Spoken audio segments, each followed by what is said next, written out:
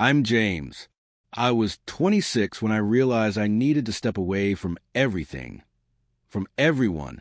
It wasn't some kind of breakdown or midlife crisis. I just wanted to hit a mental mute button. I needed quiet. So I decided to hike part of the Appalachian Trail by myself. Not the whole thing, just a manageable week-long loop that started near a tiny town called Elk Ridge, somewhere outside Hot Springs, North Carolina, and curved back down toward a spot called Blinn Hollow, remote enough to be alone, but close enough to civilization if things went sideways. I didn't make a big announcement about it. I told my boss I was taking some time off, mentioned vaguely to my sister that I'd be off-grid for a while. That was it. No posts, no trackers, no heartfelt goodbyes. The last thing I wanted was anyone checking in to ask if I'd found myself. That wasn't the goal. I wasn't trying to heal. I was just tired. The kind of tired that hums behind your eyes after too many late nights under fluorescent lights. I just wanted stillness. The first few days were exactly what I'd hoped for. Long, quiet stretches of trail wrapped in deep green. When you're that far into the woods, your senses sharpen. You notice things. The hundreds of shades of moss. The way tree bark feels when you lean your weight against it. I'd walk until my legs burned, eat those awful freeze-dried meals, and sleep under a tarp with nothing but the sound of crickets and wind. I saw a deer once, even spotted a bear far off on a ridge. It didn't see me, and I didn't plan to change that. I was careful, overly careful, really. Food hung up every night. Fire completely out before sleep, maps double-checked, exit routes planned. That kind of structure feels comforting when you're alone. It makes you feel safe, in control. Then came night 4. I'd set up camp in a hollow north of Devil's Thread Gap, maybe 10 miles past the halfway point. There was a dry creek bed nearby, rocks forming a natural windbreak. Perfect spot. I boiled water, ripped open a pouch of powdered lasagna, still disgusting, and sat on a half-rotted log scrolling through a book on my phone. That's when the smell hit. Sudden, sharp, like chemicals and rot, blood mixed with battery acid, and something sweet underneath. My instincts flared before I could reason it out. Something was wrong. I figured maybe a dead animal was nearby. So I grabbed my light and checked the area, under brush, up the slope, along the tree line. Nothing. No carcass, no disturbed ground, no tracks. Just silence. Heavy, unnatural silence. I didn't waste time. Ate fast, double-checked the bear hang, zipped up in my tent before sunset. Sometime after midnight, I woke up to footsteps. Slow ones. One deliberate step at a time, crunching through leaves. Not frantic. Not animal-like. I've heard deer, raccoons, foxes. This wasn't that. This was human. I froze, sitting up in my sleeping bag, holding my breath. The steps circled the tent once, a perfect, deliberate circle, then stopped, right behind my head. No voice, no flashlight, nothing, just the sound of my heartbeat thudding in my ears. My hand was wrapped around the knife I kept by my side, gripping it so tight my fingers went numb. I stayed that way until dawn, until I heard birds again and the light seeped in. When I finally stepped out, I checked the ground behind my tent. There were prints, not mine. The soles were smooth like old-fashioned leather shoes, and the toes pointed slightly inward. That small detail got under my skin. It was wrong. Something about the way whoever was moved just wasn't right. I packed up and left fast, didn't eat, didn't stop. My only goal was distance. But as I hiked, the smell came back, in waves. Sometimes faint, sometimes strong, rust and rot, with a strange syrupy sweetness, like fruit gone bad. Nothing dead follows you for miles. It didn't make sense. That night, I camped high on a ridge where the trees thinned out. I thought the open space might make me feel safer. It didn't. I didn't light a fire, didn't eat. I crawled into my tent and gripped that same knife again, like it was an anchor. Around 2 a.m, I woke up to breathing. Slow, steady human breathing, just outside the tree line. Then came the crunch of footsteps. Closer this time. No circling, just straight toward the tent. I saw the silhouette through the fabric, tall, lean, backlit by moonlight. It was holding something long like a staff or pole. He stopped right outside the tent and tapped it once. One solid knock, like a finger against glass. Then he turned and walked away. The smell lingered long after he was gone. I didn't sleep again. When the sun rose, I packed up in 10 minutes and cut straight for a maintenance road I'd marked earlier. It would eventually lead back toward the highway. Late that afternoon, exhausted and barely standing, I stumbled across an old hunting shack. 3 walls, half a roof, rotting wood. I ducked inside to rest and saw the carvings above the doorway. Dozens of names etched into the wood. Some initials, some full names, each with a date. The oldest ones looked decades old. The newest was from just 3 days earlier. Beneath that, there was a blank space, clean, deliberate, like it was waiting for the next name. I sat there all night, knife in hand, heart pounding. Every sound outside made me flinch, certain he'd come back. But he never did. When the light finally returned, I left. I didn't stop until I hit the road and flagged down a ranger truck. I probably looked like I'd crawled out of a cave. He asked if I was okay, and I just said I'd seen a bear and got turned around. He didn't press. When I got home, I sold everything, my gear, my boots, even my maps. Haven't hiked since I used to think I was decent in the woods. Not a survivalist or anything, but I camped, I hiked, and I didn't jump at every snapping twig. So when my cousin Ben invited me to his family's place near Waverly, Virginia, for a week last August, I didn't think twice. They had this big log cabin way past the last hint of civilization. No neighbors, no bars on the phone, no glow from town. Just a backyard that dissolved into trees, and then more trees, like the forest picked up where the yard ended and ran on forever.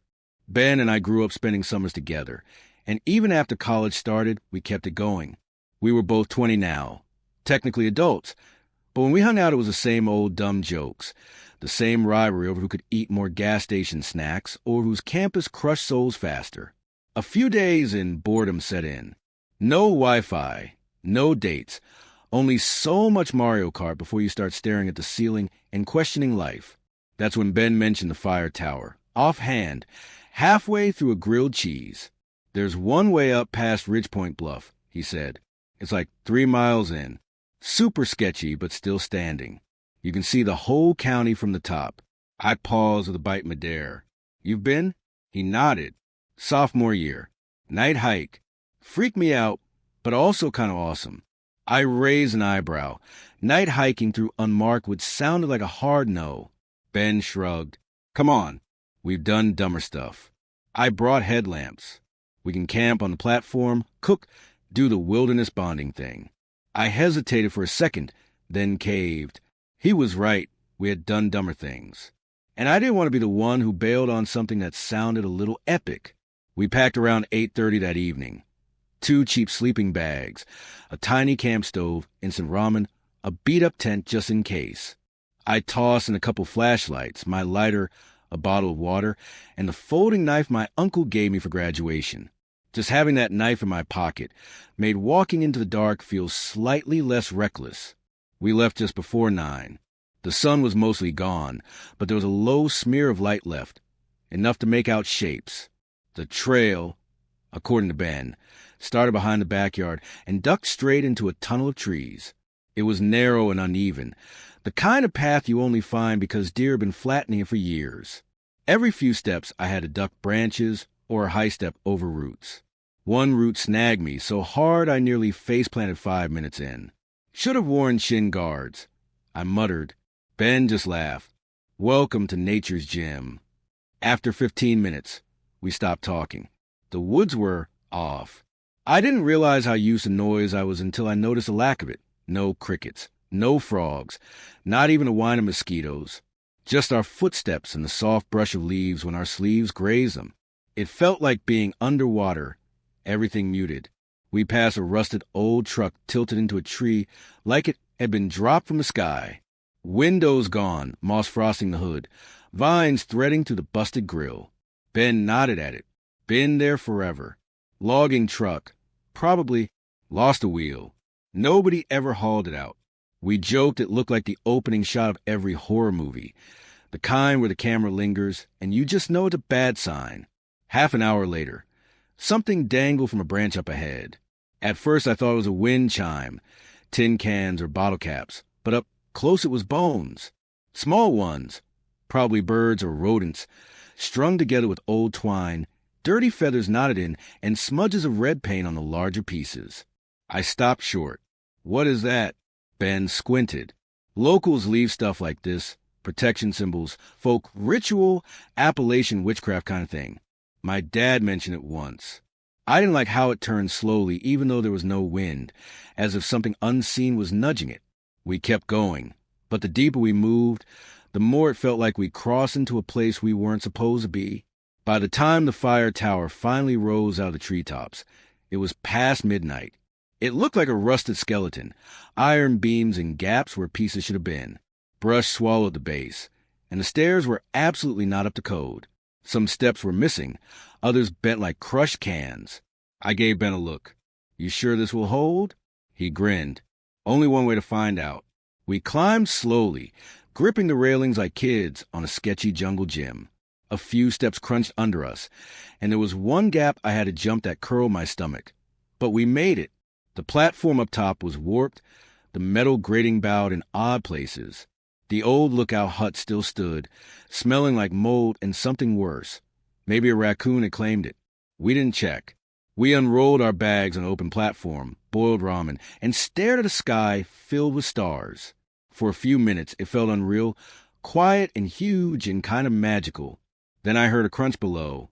Not a squirrel, not a raccoon. Heavier. Ben clicked off his flashlight immediately. Don't move, he whispered. We froze. Step, pause. Step, pause. It circled the tower once. Then again, slow and deliberate. No voice, no rustling. Just footsteps pacing the perimeter. I kept still, counting in my head, 12, 13, 14, and then nothing. Silence. I don't know how long we stayed like that. 10 minutes. An hour. Eventually I told myself it was a hunter or someone who saw our lights and got curious. I must have dozed off at some point, but when I woke, something felt wrong. Ben's sleeping bag was empty, unzipped the way he'd left it. I sat up. Ben. No answer. I crept to the edge and pointed my light down. Someone stood at the base. Not Ben. Tall and thin. Arms hanging in a way that didn't seem to belong to a person. Head tilted like a broken hinge instead of a normal look-up. The whole outline was off, stretched somehow. From the trees, I heard Ben's voice. Josh, I need help. Too clear. No emotion. Like a sound clip played back on a loop. Then again, exactly the same. Josh, I need help. I stumbled backward. My hands were shaking, and I didn't even realize I'd pulled the knife out. The figure below didn't move. Until it did. It started climbing, not the stairs but the beams, hands clamping onto the iron supports. Limbs bending in ways that made no sense. No sound, just motion. I spun toward the stairwell. Part of it had collapsed in the night. No way down. The thing was halfway up. Then I heard again, Josh! But this time I knew it was Ben, real voice brought behind it. The thing stopped. And then it dropped, just let go, like someone cut a string. I leaned over the rail. Nothing. It was gone. Seconds later, Ben burst out of the trees with his flashlight jittering all over. Go! He shouted. We have to go. I started to say the stairs were shot, but he was already pointing. Slide down the beams. I didn't think. I grabbed support, swung out, and dropped, hit the ground hard, then slid down the slope until Ben hauled me up. We didn't talk. We ran. Branches clawing at our clothes, roots trying to trip us, until the sky began to pale. We reached the cabin around dawn, slammed the door, threw the lock. Only then did Ben speak. He said he'd gotten up to pee and saw something. At first he thought it was me, but it moved wrong, jerky, like it didn't understand how arms and legs should work. Then it stepped behind a tree and disappeared. I was 17 the summer everything at home blew up. My parents were at each other's throats over anything. Money, dishes, the TV volume. Who forgot toothpaste? Every little thing turned into an argument. Some afternoons, I'd sit in the driveway after school, just waiting for the yelling to die down, and it never did. One night, after a particularly brutal fight that ended with my dad throwing a chair, I texted my mom from my room and said I needed to get away. She didn't even ask where, she just wrote back, "Okay, be safe." My Uncle Travis had an off-the-grid cabin near Franklin, West Virginia, so far out it barely existed on GPS. I'd only been once as a kid. I remembered it as boring, but quiet. At that point, boring and quiet sounded like paradise. My Uncle Travis wasn't exactly the friendly type. He picked me up from the bus station without a word, chewing sunflower seeds and spitting the shells into an old Gatorade bottle as he drove. When we pulled up the cabin, it looked smaller than I remembered, weathered gray wood, a screen door that clapped against its frame every time the wind caught it, and a porch swing with only one chain left hanging. Inside, there were just 2 rooms and a bathroom. A small wood stove sat in the corner, and the kitchenette looked like it hadn't been cleaned since the 90s. The whole place smelled faintly of burnt wood and stale coffee grounds. I noticed a dog bowl by the sink, but no dog in sight. Had a mutt years ago. Travis said, when he caught me looking, died. Bowl just stayed there. Then, without turning around, he added flatly, "Don't follow the carved trees. Don't stay out after dark. And don't go west." I waited for a reason, or even a smirk, but got nothing. He just lit a cigarette and walked outside. That was the end of that conversation. The next few days were just me walking. No cell signal, no TV, no radio, nothing. So I wandered. The woods were thick, the hills folding into one another until direction stopped making sense. Sometimes I'd pause and listen, try and catch a bird call or the rustle of a squirrel, but there was nothing, just silence. It felt like the whole forest was holding its breath. That's when I started finding bones. At first, just small ones, a bird here, a rabbit there, then a raccoon, its ribs picked clean. They were always dry, always spotless, and always arranged just off the path, like someone had placed them there on purpose. I stopped looking too closely after that. But what really got to me were the carvings. They started showing up on random trees. Deep cuts in the bark, not initials or hearts, but strange patterns, overlapping triangles, spiraling lines, circles within circles. One had 2 stick figures holding hands, but both their heads were carved as X's. Around a few of them were black handprints, small, child-sized. And the strangest part? They moved. I'd see one on a hike, then come back the next day and it would be gone, or show up on a completely different tree. One night over burnt eggs and toast, I finally asked, "What do those symbols mean?" Travis didn't look up. He just muttered, "Don't touch. Don't follow. Don't ask again." It was the first full sentence he'd said in days. A few mornings later, I woke before sunrise, restless. I packed some jerky, my flashlight, and followed a narrow trail I hadn't noticed before. It ran between 2 dead trees that looked like they'd been burned from the inside out. The path curved strangely, like it wanted to lead me in circles, but couldn't quite manage it. Then it opened into a clearing. In the middle was a perfect ring of stones, evenly spaced, 20 feet across. Inside the ring, nothing grew. No leaves, no grass, no bugs. Just bare, packed dirt. At the center was a stump, pale and smooth, like it had just been cut. It didn't match any of the trees around it. The edges were too clean, too deliberate. It looked wrong. Then I noticed a rope. It hung from a high branch, thick and frayed, ending in a noose that swayed slightly as if it had just been touched. But there was no wind. I turned, and someone was standing there, maybe 10 feet away, barefoot. His skin looked like it had been dried in the sun for too long. His shirt was stained dark around the collar and chest, ribs pressing against the fabric. His eyes were wide, pale, and unblinking. He wasn't breathing through his mouth. He was sniffing, slow and rattling, like each inhale scraped his lungs. His hair hung in greasy strips. And his feet, they weren't on the ground. They were in it, like they'd sunk deep into the moss. All I managed to say was, "Sorry." I didn't shout, didn't run. I just apologized, like I'd walked into the wrong room. He raised a hand and pointed toward the stump. That's when I bolted. I tore through the woods, crashing into branches, scraping my arms and face. I slipped down a hill, hit the ground hard enough to knock the wind out of me. But I didn't stop. My backpack ripped open, flashlight gone, jerky somewhere behind me. The woods felt different now. Twisted. Trees leaned in strange angles, paths doubled back. I'd hear birds for a second, then silence again. Water, then nothing, like the forest was playing tricks on me. By the time I stumbled out into the clearing near the cabin, the sun was setting. My shirt was torn, my knees bleeding, dirt in my mouth. Travis was waiting on the porch, shotgun in hand. Not raised, just held like he always did. He looked at me for a moment, then said, "You stepped into the wrong circle." I asked, "How do you know?" He didn't answer. That night, neither of us said a word. He sat out front with the gun. I sat inside, staring at the wall. Around 1 a.m, I heard footsteps, slow, steady, crunching through dry leaves at the edge of the trees. Then a voice.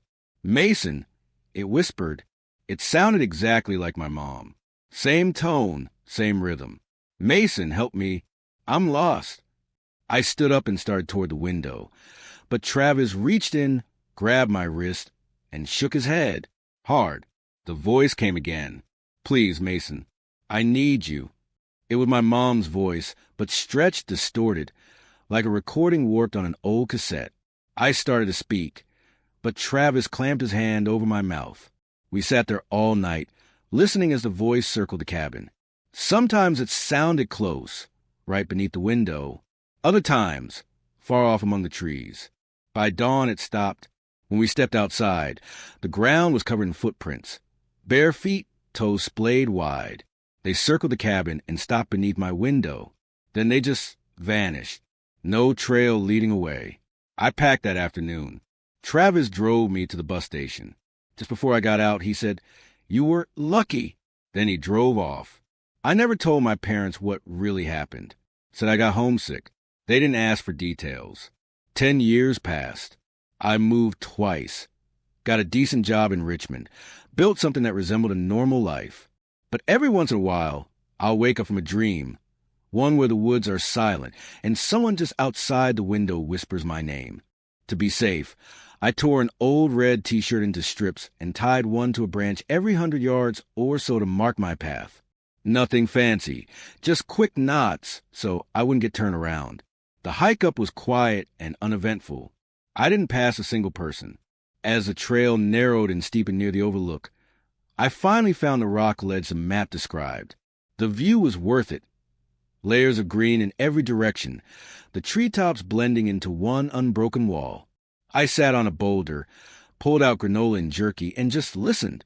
No cars, no voices, no planes, only wind in the leaves and my own chewing. I stayed maybe half an hour before heading back. Around 2 p.m, I returned to camp and saw it. About 20 feet from my tent, tied to a branch at shoulder height, was a strip of red cloth. Same color, same fabric as mine, but not one of mine. The knot was different too, tighter, deliberate, like someone who knew what they were doing had put it there. The strip looked darker, as if it had been wet or dragged through dirt. I stood there for a long minute, tried to convince myself I'd forgotten tying it, but I hadn't been near that side of camp all morning. I'd placed my last marker high up the ridge. I checked every original strip and retraced the first part of the trail toward the overlook. My markers were all exactly where I'd left them. This one didn't fit the pattern. It hadn't been there that morning. I skipped dinner. As soon as the sun dipped, I zipped myself into the tent, knife within reach, and lay there listening. Every rustle felt louder than it should have. Every shift of wind made me flinch. But nothing touched the tent. Nothing spoke. I barely slept. By morning, I'd made up my mind.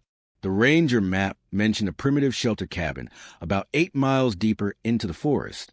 If someone was messing with me, they wouldn't expect me to go farther in, for walls sounded better than nylon, and maybe there'd be an old radio. I packed only what I needed and set out early. A couple of hours in, the woods changed. Not ominous, just still, like someone had hit mute. The birds went quiet. Even my footsteps seemed softer. That's when I heard movement ahead. Quick, light steps. Too soft for a deer, too smooth to be a raccoon. I stopped and called out, "Hello?" Nothing. 50 yards ahead, the trail split, left up a steep ridge, right down into thicker trees. I held the map, trying to decide which line it meant, when I saw it. On a branch just up the left path, another red strip of cloth. Same knot as the one near my tent. Same height. I didn't hesitate. I turned right and kept moving. No more stops. No more checking the map. I just wanted walls. The shelter was barely standing. A single-room wooden shack with a dented tin roof and a crooked door that screamed when I opened it. Inside smelled like old smoke and rodent droppings. An empty shelf held a rusty can of beans. A broken broom leaned in a corner, and a small drift of leaves had blown in through a gap. But there was a bolt on the door and a good wall to sit against. I shut myself in, lit a candle, and sat with my back to the boards, knife in hand. I didn't read. I didn't eat. I listened. Sometime after midnight, there were 2 slow knocks on the outer wall. Not wind, not branches. Knuckles. I held my breath. A few minutes later, the door creaked just a little, though it's straining as if someone leaned their weight against it, then eased away. That was all. I waited for hours. Nothing else happened. When the sky started to lighten, I shoved everything into my pack and bolted. I didn't lace my boots properly. I didn't eat. I ran nearly 10 miles, barely looking at the trail. At the trailhead, my car was still there. I leaned against it, gasping, watching the trees like something might step out after me. As I pulled onto the road, I passed the old Ledger's Gap sign nailed to a post, the one I barely noticed when I arrived. By October, I was in western North Carolina, rolling green hills and forests for miles. I started with state parks, but as the weather cooled and the weekend crowds faded, I slipped onto the less-traveled paths. Fewer people felt like more room to breathe. One misty afternoon, I stopped at a lone gas pump on a highway curve and asked about hidden trails. The clerk, friendly half-smile, easy manner, told me about an old spot just off the Blue Ridge Parkway. Not many folks go out there, he said in a way that sounded like both caution and a tip worth keeping. That was enough for me. I pulled into trailhead late Friday. Gravel turnout, a sagging sign that once promised maps, and one other vehicle, a red Subaru with a cracked taillight and a sun-faded "Rescue Dogs Don't Shop" sticker. Dust coated the hood like it hadn't moved in a while. I shrugged, parked nearby, and shouldered my pack. The first mile climbed steep enough to remind me about gravity, then shifted into long switchbacks through hickory and oak. Underbrush tangled like old rope. With every step, the world grew quieter, like someone turning down the volume on life. Bird songs softened, wind went respectful, and even the earthy forest smell thinned. No cars, no planes, just trees and me. I hiked until I found a flat patch by a trickling stream and made camp. The air was crisp on my face, but not cold. I cooked ramen on my little stove, stared up at stars that seemed closer than usual, and let the hush settle over me. Around midnight, I jolted awake, not to a noise, just suddenly alert. The tent walls were still. I listened, barely breathing. Then came it, tentative steps, heavy enough to crack leaves about 20 feet away. One deliberate step. Pause. Another. Then quiet. After a few minutes, I unzipped the tent an inch and peeked. Nothing moved. For a second I thought a shadow shifted, maybe moonlight playing tricks. No scent, no grunt, no sniffing. Just that slow, careful drift around the edge of camp. I zipped up and told myself it was a raccoon, maybe a cautious bear. I've heard bears. They huff and snort. This sounded lighter. More human. Morning brought cold air in the tent. I packed fast. One hand on my coffee, half-cooked noodles sloshing in the pot. I didn't wait for them to cool, just stuffed everything away and headed deeper, aiming for quieter and farther from anyone else. Later I found a mossy clearing with forgotten fire ring. Stones blackened so deep they looked swallowed by green. Relief loosened my shoulders. I ate jerky from a bag, the plastic crinkling in my lap, and scribbled in my journal about how the quiet here was strange. Like a friend would understand. As the sun dipped, I walked 20 feet from camp to gather dead branches. That's when I froze. Between the trees, someone stood. No footsteps, no crack of brush, just there, upright, watching, tall enough to be an adult man. I stopped breathing, my mouth suddenly dry. Maybe they were lost, maybe looking for a campsite. I called, "Hey," and got nothing back. They barely moved when I took a step. Just a minimal shift of weight. No wave, no answer, just a still shape. I turned and walked back to the clearing. Not fast, but with purpose. I packed my flashlight, the knife in my hand, and the headlamp close. I slept in scraps, jerking awake at every snap of twig and sigh of leaves. At dawn, I stuffed everything into my pack and retraced my route. The trail felt wrong now. Shadows didn't fall where I expected. Rocks I remembered weren't where I thought. I kept checking over my shoulder. 2 miles from the parking area, I stopped. The red Subaru was there, but not where it had been. It sat off the trail, tucked between 2 trunks as if someone had driven it in and left it. The hood wore a fresh coat of needles. More dust than before. One window was cracked. I walked all the way around. No footprints leading to or from the woods. No campsite nearby. Inside, empty. No stove, no sleeping pad, no gear. Just a drooping gray air freshener and a dark, dried smear on the back seat fabric. My chest tightened. I turned and headed for the lot, breathing hard and swinging my arms. I didn't stop until I reached my van. It was exactly where I left it, doors locked, no weirdness around it. But the suffocating feeling didn't lift. I started the engine and drove without a plan, just away. A couple of hours later, I checked into a cheap motel. Fluorescent lobby lights, front desk behind glass. I gave a fake name, paid cash, and took a room that smelled like cleanser. I checked the lock, shoved a chair on the knob, and placed my knife on the nightstand. Sometime around 3 a.m, a slow, dragging scratch moved outside. Concrete or asphalt. Boots. Pacing. I sat up, ears ringing, and crawled to the peephole. A man stood with his back to the door, staring at the tree behind the motel. Tall, gray hoodie soaked at the hem. Heavy boots caked high with mud. No bag, no car, no flashlight. He didn't move for 10 minutes. Just watched. Then he turned and walked into the dark. My heart thudded. I sat on the floor with a knife in my lap and didn't sleep again.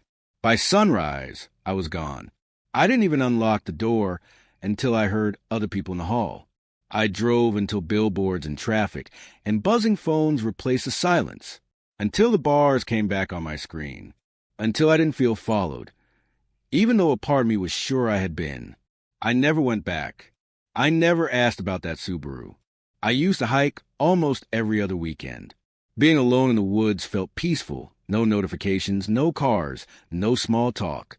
The trails behind Bell Ridge Hollow in West Virginia were my quiet edge of the world.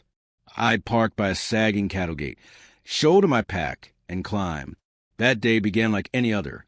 Cool air, a light breeze shaking off spring.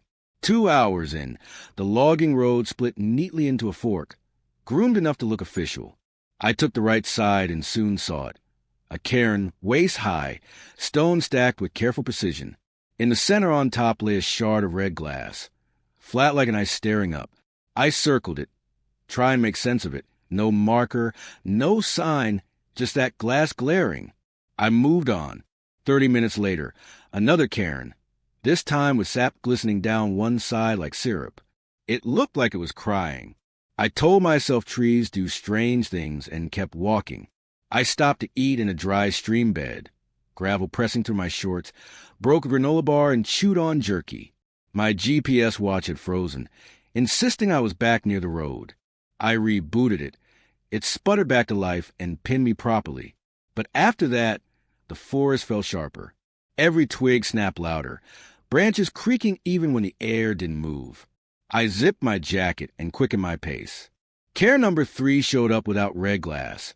Instead, a strip of old flannel was tied around the base rock, a faded red and blue pattern, like the shirts miners wore in the 1930s. I crouched to touch it.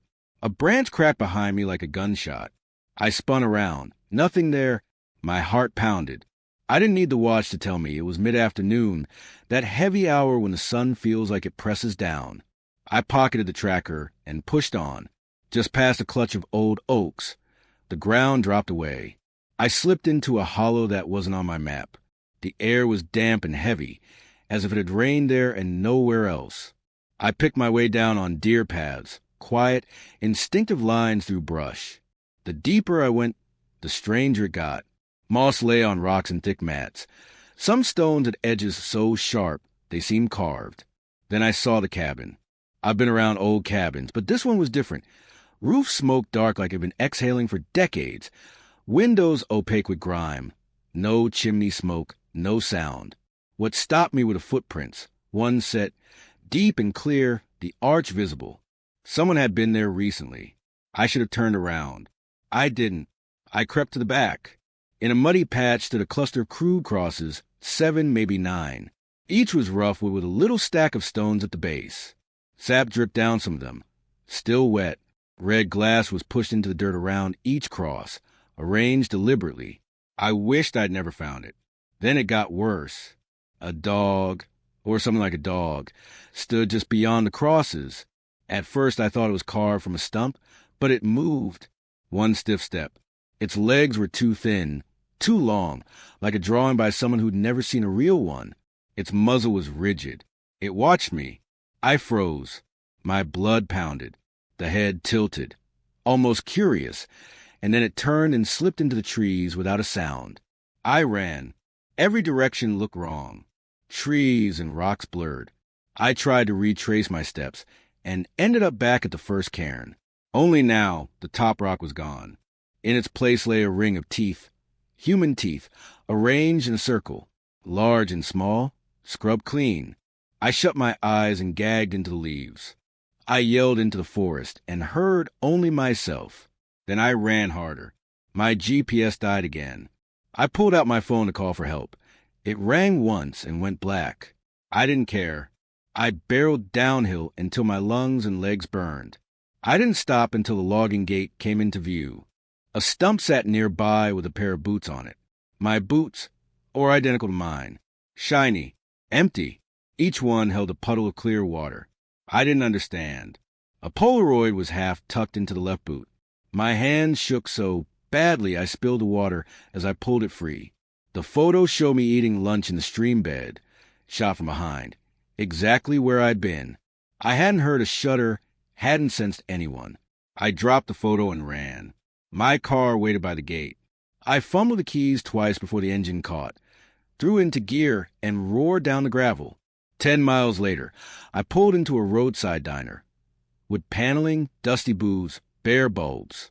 I stared at the coffee the waitress set down, hands trembling the mug against the saucer. She asked if I was okay. I managed, I need a ride, and nothing more. Not about the teeth, not the cabin, not the dog. That night, I scrubbed everything, boots, pack, clothes, until the washer and dryer rattled like they might burst. I triple-checked the locks and left the lights on. I kept the blinds shut and dozed in snatches, watching the door, waiting to be proven wrong or right. 2 days later, a photo showed up in my mailbox. Same stream bed, same scene. Closer this time, my face, my shirt, my bag. It wasn't an accident. It was deliberate. That was it for me. I packed a box that night. 2 weeks later, I sold the place near Bell Ridge Hollow and moved on. Now I only hike marked trails with other people around. And if I see a cairn that isn't part of signpost, I turn around. I stumbled onto a strange post buried deep in an old hiking forum, tucked inside a thread about abandoned trails. No capitalization, barely any punctuation, just a messy, urgent rant about a cave system somewhere near the Tennessee, North Carolina border. There were no coordinates, nothing you could actually plug into a GPS. Just a few blurry photos of a rusty chain-link fence swallowed by vines on a ridge behind what the poster claimed was an old ranger station. But it was the last line that wouldn't let me go. Turn around if you hear clicking. Don't keep going. I'm serious. That sentence crawled into my head and stayed there. At first, I saved the post purely because it was weird. But over the next few weeks, I kept coming back to it, wondering if, just maybe, it was real. By June, I had a week off work and no plans. Curiosity had sunk its teeth in. I packed my gear, headlamp, backup flashlight, knife, string, snacks, a bivy sack, and made the 6-hour drive into the mountains. I camped near a fire road just far enough off-grid that my phone turned into a paperweight. No signal, no maps, just trees and me. The next morning I followed the directions as best I could, hunting landmarks from the post. First came the 2 birches that split at the base like a wishbone. Then the creek fork, where I took the left branch.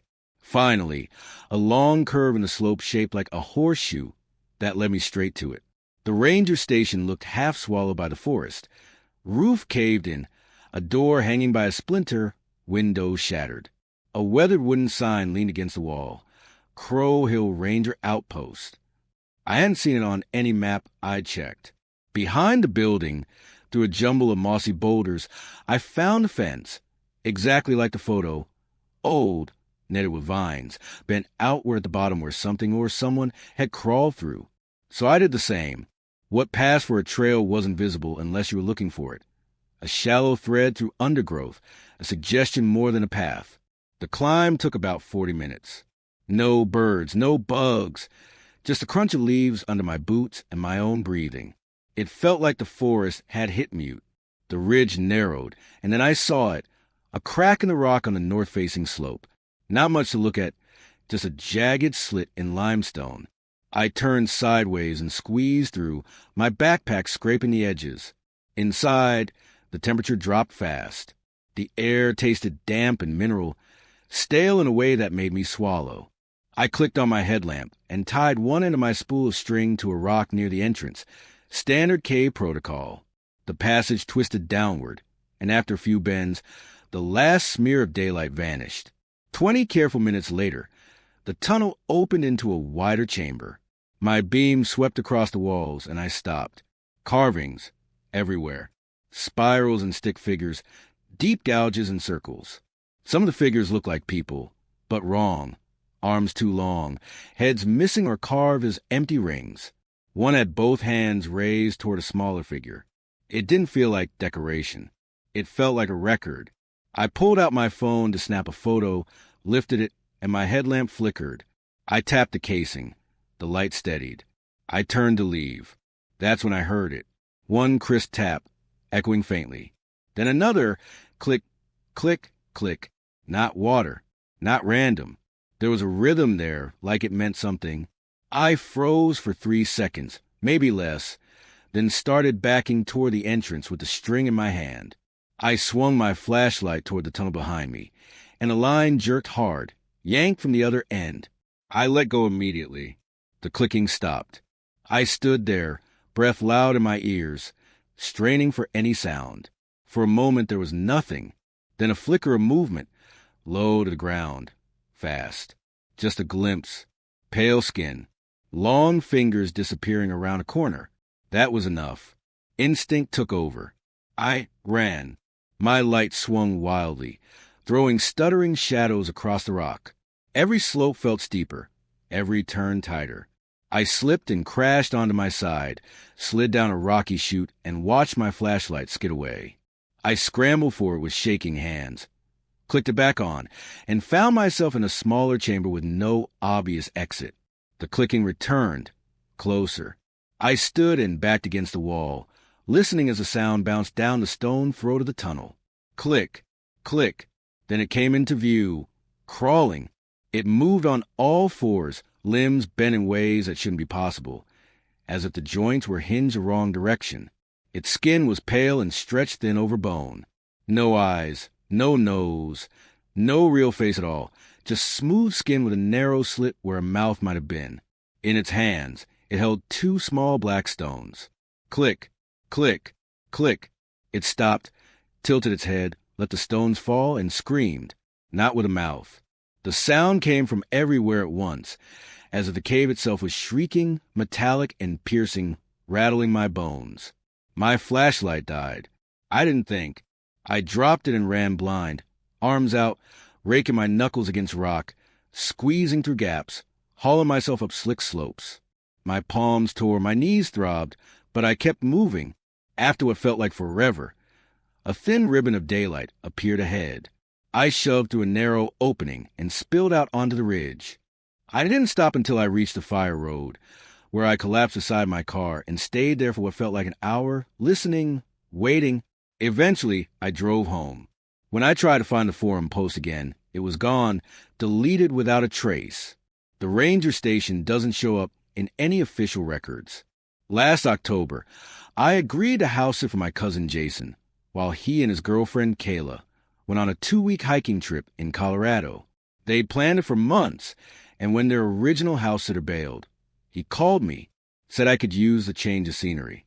He wasn't wrong. I was 27, out of work, living in my parents' basement, stuck. 2 quiet weeks in a cabin with no obligations and nothing but their dogs for company sounded like the break I needed. Jason and Kayla lived deep in the Blue Ridge stretch of the Appalachians near a town called Clarksville, one of those places that doesn't show up unless you already know it's there. Their cabin sat 20 minutes outside town, tucked behind a couple of switchbacks and a long gravel road, buried in a million trees. My signal disappeared halfway there. When I finally pulled in, Jason was waiting out front with Sophie and Tank. Sophie was an old golden retriever, slow and sweet, the kind of dog who looked like she'd seen better years but was still determined to keep up. Tank, on the other hand, was younger, a husky with way too much energy and a stare that made you feel judged for breathing wrong. Jason handed me a sheet of paper with everything that mattered, door codes, Wi-Fi password, a couple of backup notes. As he was leaving, he pointed around the side of the cabin. If the power goes out, and it does sometimes, the breaker's in the basement. You'll have to reach it through the storm doors out back. I blinked. I thought this place was on a slab. He gave me a look like I just asked if water was wet. Nah, it's dug in. Don't hang out down there, though. Foundation's old, and it gets damp. Flip the breaker and come back up. He started toward the car, then turned back. If you go walking, stick to the road. Don't go into the woods. Some folks around here don't like wanderers. I figured he meant hunters or property lines. The first few days were surprisingly great. Quiet, easy. I slept in, fed the dogs, made pasta, finally read books I'd been ignoring for years. The cabin was cozy. A little musty, sure, but in a way that felt like it was keeping its own stories. Big windows faced the trees, and during the day the sun slipped through in slow stripes that crawled across the walls. Outside, though, there was no wildlife chorus, no birds or crickets, just wind and the occasional creak from the house. At night the silence deepened until it felt total, like the world was holding its breath.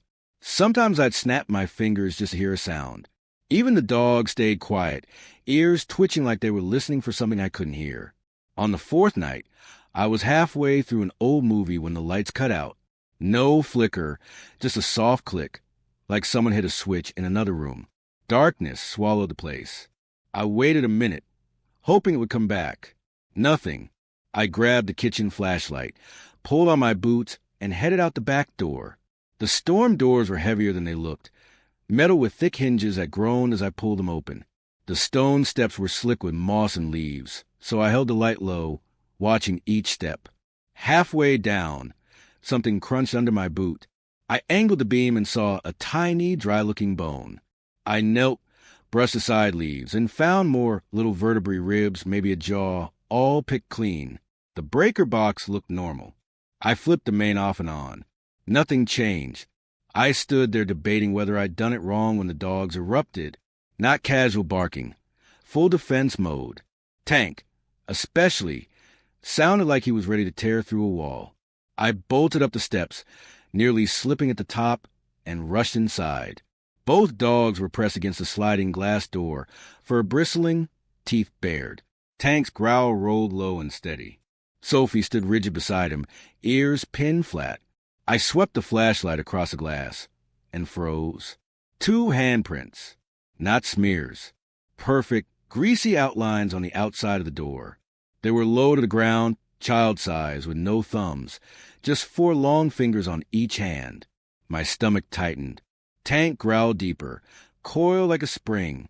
I cracked the door an inch and called, "Hello? Who's out there?" Nothing. just trees and dark. I stepped onto the porch, swung the beam left, then right. The light flickered. I smacked it against my palm and it steadied.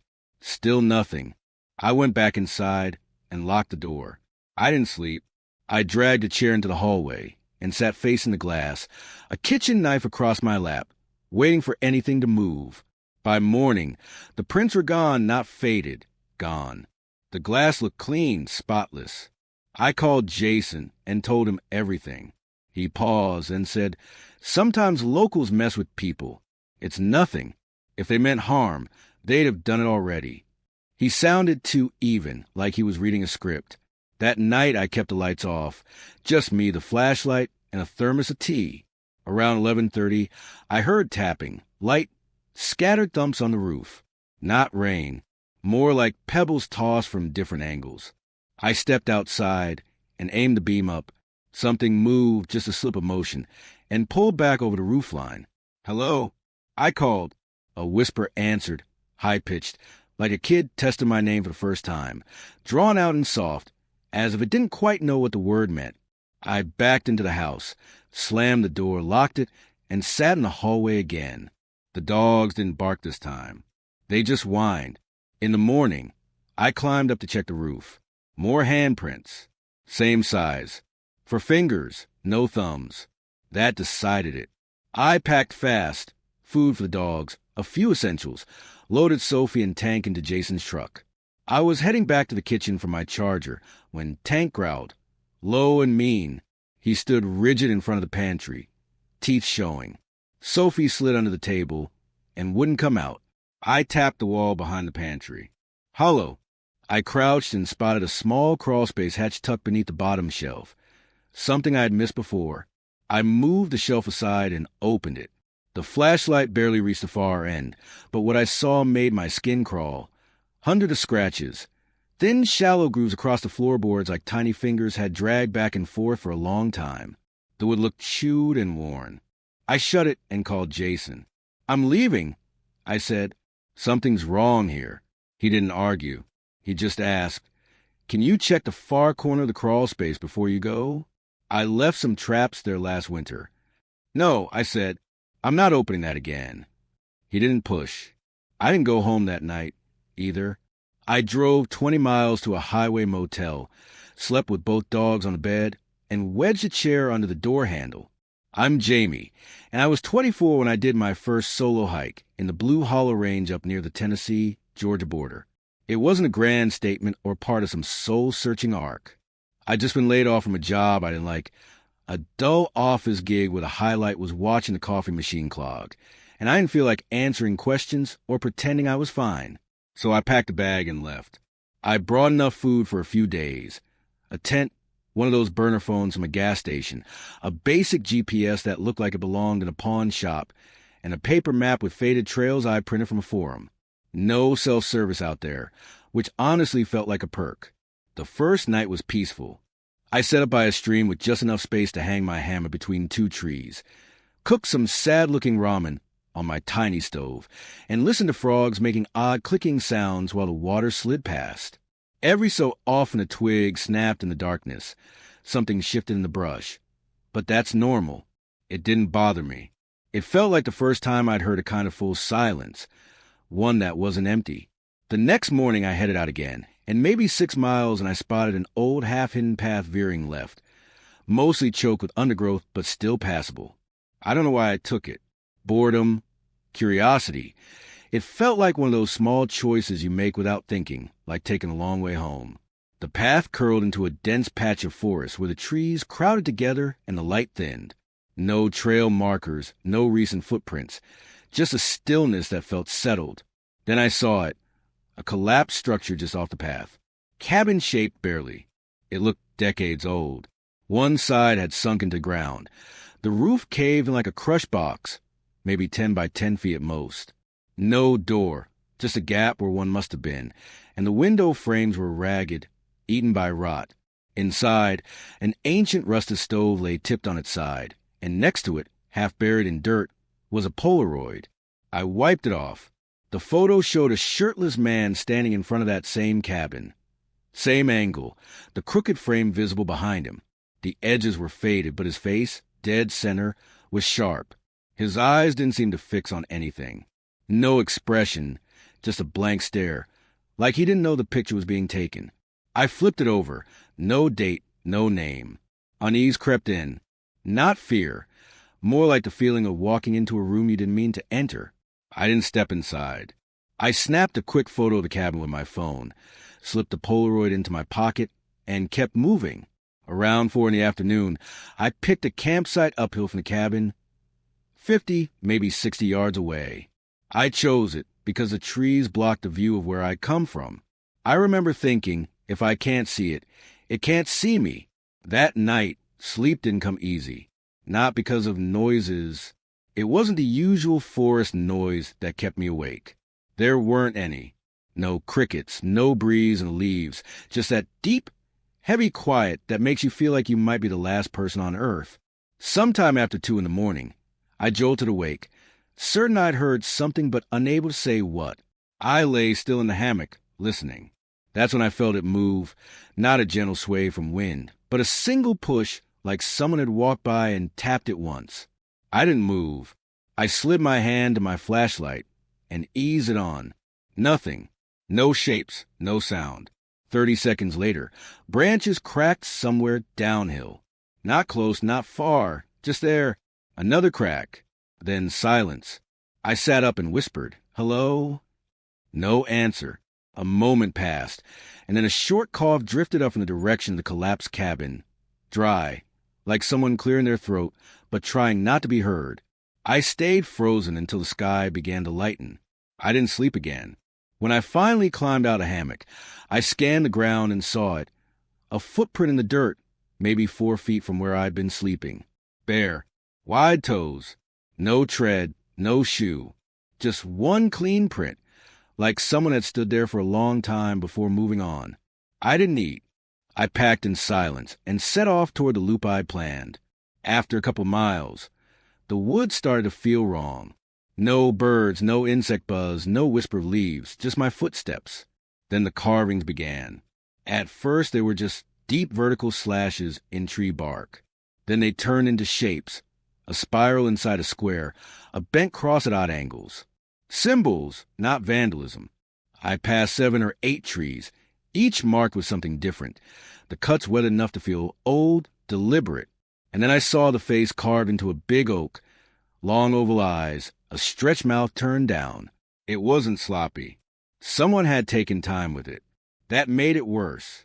I pulled out my phone to snap a photo, and that's when I saw him behind the next tree. Still as a statue. Shirtless, skin pale like wax. Half hidden by the trunk, but the face was clear. He didn't blink or flinch. He just stared at me like he'd been waiting. I don't remember turning. I just remember running. Full speed, no plan, pure panic. I ducked behind a fallen log the size of a car and crouched there, waiting. No footsteps, no breathing, just silence. 15 minutes later, I moved again, but not toward the trail. I cut west with my compass, hoping for a road, a fence, anything human. Around noon, I found a clearing and another cabin. This one was intact, newer, roof solid. A thin ribbon of smoke lifted from something behind it. Animal hides hung from a line out front, tools scattered across a wooden table. I should have backed away. Instead, I crept closer, staying in the trees, and caught a smell, burned meat, thick and greasy, clinging the back of my throat. A metal drum sat near the porch, smoke slipping from under its lid. I peered in. Bones. Big ones. Wrong shapes. Not deer, not bear. Something about the structure made my stomach twist. I stepped back fast and nearly tripped over a root. The cabin door creaked open. I didn't look. I ran.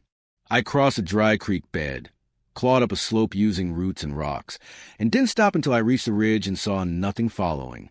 The forest stayed silent, and that was somehow worse. I kept walking until the light faded. That's when I spotted a hunting stand bolted to a tree. It was high, 30 feet maybe, but I climbed it like my life depended on it.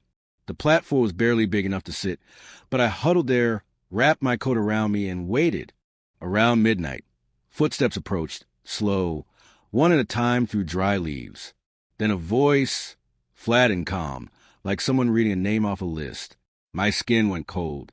"Jamie!" The ladder creaked. Something began to climb. Step by step, I gripped my knife, my hands shaking so hard I could barely hold it. When the figure reached the top, I didn't wait to see a face. I kicked hard, my boot catching a chest. The body fell away. I heard the impact below. Then nothing. I swung over the back of the stand and jumped. My ankle twisted on landing. Sharp, immediate pain, but I didn't stop. I crawled, then limped, pushing through the trees for hours with no sense of direction, just a need to move. At last, headlights appeared, a truck easing along a dirt road. I stepped into its path. The driver slammed the brakes, jumped out, shouting. I collapsed against the bumper. He asked if someone was chasing me. I nodded. I didn't mention the photo. The next morning, I burned the Polaroid. I didn't look at it again. I didn't watch the Polaroid curl in the flame. I stood by the motel's ice machine with the metal trash in between my shoes and let the fire eat the picture from the edges inward. It smelled like chemicals and old dust. When the last patch of glossy white warped and blackened, I pressed the embers with a spoon from a vending nook until they hissed out. Then I went back to my room, shut the blinds, set my knife on the nightstand, and lay on top of the covers with my boots still on. Both dogs, Sophie and Tank, had slept like stacked logs the night before. I envied them. I stared at the cheap ceiling texture for a long time and tried to pretend the room wasn't listening. Morning was a softer kind of gray, the kind that makes you think the sun forgot about your side of the earth. I made it to the front desk, asked for another night on the same credit card I shouldn't have used, and carried coffee back to my door with the cup trembling in my hand more than the liquid inside. I told myself I'd stay until noon, reset, go home, and not look back. That kind of resolve feels strong right up until a single detail swats it down. It was a do not disturb tag. When I came back, it was hanging on the knob inside the room. I stopped in the doorway, so sharply the coffee nearly sloshed. I was sure, absolutely sure, I'd left it on the bed when I left for the ice machine. The chair was still wedged under the handle where I'd left it last night. The bathroom door stood half open. The mirror still fogged faintly from my too-hot shower an hour earlier. Nothing looked moved, but the red cardboard tag that should have been face down beside the remote now dangled on the knob like a joke. I set the coffee on the dresser, lifted the chair, and put it back under the handle in the exact same place.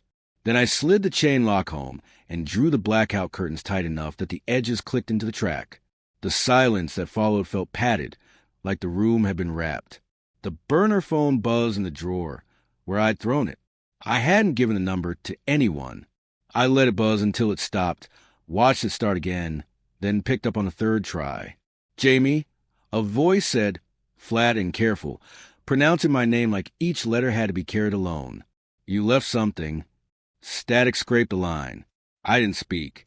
I listened to the breathing. It wasn't quite right. A half-second delay before the exhale, like someone remembering how to do it.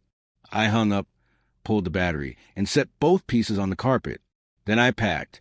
I didn't think about where I'd go. I just wanted miles. By early afternoon, I'd traded the motel's rectangle for moving highway and the steady drone of tires that, for a while, felt like a shield. I took the long way to nowhere, following a thin road that stitched through low towns with feed stores and one-pump gas stations and porches with the kind of chairs that looked like they knew everybody's business. I didn't plan to stop. I did anyway. The place had a corrugated roof and a clock that didn't work. The woman behind the counter sold me a donut that had gone stiff with sugar and poured me coffee that tasted like a pan. Her eyes were the color of a creek you could trust. She didn't ask where I was headed, just slid me a napkin and nodded at the empty booth near the window. "You look like you got rain on without any clouds," she said, not unkindly. I surprised myself.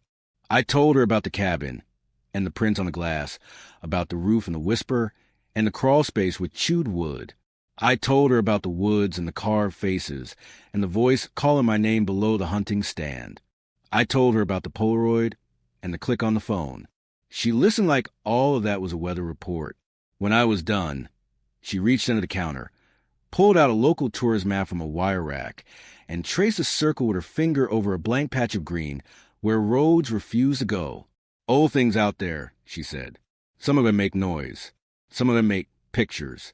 Best thing to do is say no, thank you to both." "What are they?" I asked before I could stop myself. "Depends who you ask," she said, folding the map in a way that hid the circle. "My grandmother would say it's folks who went missing so, well, that even the ground forgot how to spit and back up. My uncle would say it's just people being people, without neighbors to tell them to stop. I think a thing can be a little true both ways." She pushed the map toward me, now creased into a smaller square. "There's a turnout 4 miles up that road. Fire tower used to be there before it came down in a storm. They left the stairs like a rib cage. Sometimes kids go to see if they can feel anything. They can. If you get the itch to go, drive past it. Keep driving." "I'm not going back in," I said. I wanted to believe myself. She gave me a look that felt like she could see me standing on a ridge with the wind pressing at my back. "I didn't say you would," she said. "I said if—" I left with a map and an extra donut she didn't charge me for. The sky had decided on blue by then. I drove until the trees thinned and the horizon looked more like a promise and less like a wall. I was almost ready to turn the radio on when the truck behind me flashed its lights twice. Instinct made me check the mirror a second time, even though I didn't recognize the grill or the pattern of mud on the bumper. At the next pull-off, the truck eased beside me, and a man with sunburnished skin and a beard that didn't quite hide his jaw got out with both hands visible. No hat, no mirror glasses. He nodded once toward my passenger door, a question without a word. I cracked the window. "You lost?" he asked. "Trying not to be," I said. He looked at my windshield, where a thin crescent of dust traced a curve that hadn't been there an hour ago. The shape of a hand dragged along glass. 4 long marks. No smudge for a thumb. "You mind if I ask where you've been?" he said softly. "Between places." He swallowed that answer like a pill, understood it didn't want to be chewed. "Name's Emmett," he said. "I work on lines, phone power. Drive these roads more than most." I let the silence stretch until it could hold both of our breaths. He hooked his thumb toward the slope below the pull-off. "You got someone walking your shadow," he said. Not scared, just stating it. "And if it's the kind I think, driving is only going to make it bored." "I don't understand," I said. "Now understanding is the first right step," he said. He reached into his pocket like he was careful not to startle the air and pulled out a small, battered tin. Inside were nails. Old ones, square-cut, heads flat and thin. He took 3 and held them out on his palm. "Put 1 inside each shoe and 1 in your pocket," he said. "Rusty is better, but I keep them oiled, so we'll have to live with that." I looked at his hand, and then at my own feet, like maybe my laces had learned a new language while we spoke. "Why?" "Wait," he said, with that same careful tone the diner woman had used for her weather, and a little bit of saying no, thank you to the ground. I didn't want talismans. I wanted proof, a reason that added up without curling into itself. But I took the nails. They were unexpectedly heavy, like something had already been hammered into them and stayed. I slid 1 into each boot under the insole and the last into the front pocket of my jeans. Emmett watched, then nodded like he wasn't sure why he felt relieved. "If you keep going the way you're pointing, you'll hit a town with a laundromat and a library," he said. "Lots of people. Stay where there are people. Tell your ears to call you a liar if you hear your name outside a mouth you can see. Why are you helping me?" I asked. He glanced past me, toward the trees that held their hands a little too still. "Some folks didn't get the help," he said. "It's a long list." After he left, I sat with the truck idling and thought about heading for the laundromat and the library and a bank of computers that only knew how to share boring facts. The idea of fluorescent lights felt like the softest quilt. Then the burner phone on the passenger seat, still in 2 pieces, buzzed without its battery. I didn't pick it up. I pulled onto the road, pressed the gas, and told myself I was headed for where Emmett said life pretended to be normal. I meant it. For 10 miles I meant it. Then the turn for a service road appeared with no sign, just a suggestion of a path slipping between sycamores, and something in me tilted toward it before I remembered to say no. My hands followed. The service road didn't go anywhere nice. It shrugged down into a dip crowded with knotweed and mud shiny as oil, then rose to quickly like the land had changed its mind about letting anything pass. The nails in my boots clinked against the eyelets when I stepped out to evaluate the rut. Somewhere far behind the tree-line, something tapped, a rhythm that wasn't bird or branch. Click, click, pause, click. I stood very still and waited for my spine to decide if I was moving forward or back. I thought about Emmett's face and the woman's circle on the folded map. I thought about the carved faces and the crawl space scratches and the voice on the ladder saying my name like it was solving a problem. Then I did something that surprised me. I didn't drive in. I took the keys, locked the doors, and walked along the shoulder of the main road instead, toward town, like a person who wanted a laundromat and a library after all. A mile later, a white church appeared with clapboard siding, and a bell that didn't bother to match the hour. A hand-lettered board out front announced a bake sale last week and a hymn sing next month. The door was unlatched. Inside, the air held the precise chill old buildings keep without trying. At the back, near a side table with leaflets, a man in a rumpled blazer sat reading a book with his finger laid across his lip like he was coaxing the words to behave. "Afternoon," he said without looking up. "You open?" I asked, feeling ridiculous as soon as the words left. "Always," he said. Then he raised his eyes, focused on me, and flinched almost imperceptibly, like he'd heard a note I couldn't. "You from around here?" "Not really," I said. He closed the book and set it face down. A fringe of paper slips stuck out of the top, like the book had sprouted winter grass. "I'm Father Dale," he said. "Some people come to pray, some come to sit. Both work if you let them. I came to sit," I said, "because it felt easier than listing everything else." He motioned to the second pew from the back, like he'd already set it aside for me. "If you hear your name," he said as I passed, "you don't answer unless I say it first." I turned. "Do you know me?" He shook his head. "No, but something that says your name like it learned it can make a mess of your afternoon." I sat. I watched motes of dust tumble through a shaft of light like tiny parachutes and tried to settle my breathing into something less jagged. The nails in my boots pressed gently at my arches, a strange new weight that somehow helped. Father Dale didn't move toward the altar. He didn't cross himself or open his book. He sat on the aisle end of the pew behind me, visible in my peripheral vision, and stared at the door like he expected a gust to turn the knob. "Do you get a lot of people who?" I started, not sure how to finish. "Who look like you," he said, rescuing the question. "Sometimes.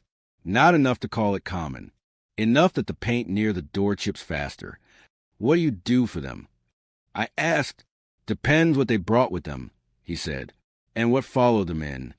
He stood, walked to the narthex table, and came back with a bottle of water and a plain silver key on a string. "Drink," he said, handing me the bottle. "Put this in your pocket." He let the key hang. Old things know old shapes. A key says closed, without saying no out loud. I slid the key into the same pocket as the nail. They settled together like cousins. I drank and felt the water go down my throat in sections, cool and precise. It felt like it was taking inventory. "Where were you?" he asked gently. "Blue Hollow mostly," I said. "Before that, the cabin near Clarksville. Before that, caves nobody put on a map." He nodded, as if I had just recited a recipe he understood. "Sometimes the ground keeps score," he said. "Sometimes people do. You don't have to carry both." "When does it stop?" I asked. "If I leave, if I go somewhere crowded, if I sleep on a friend's couch and watch stupid shows. It doesn't like the lights," he said.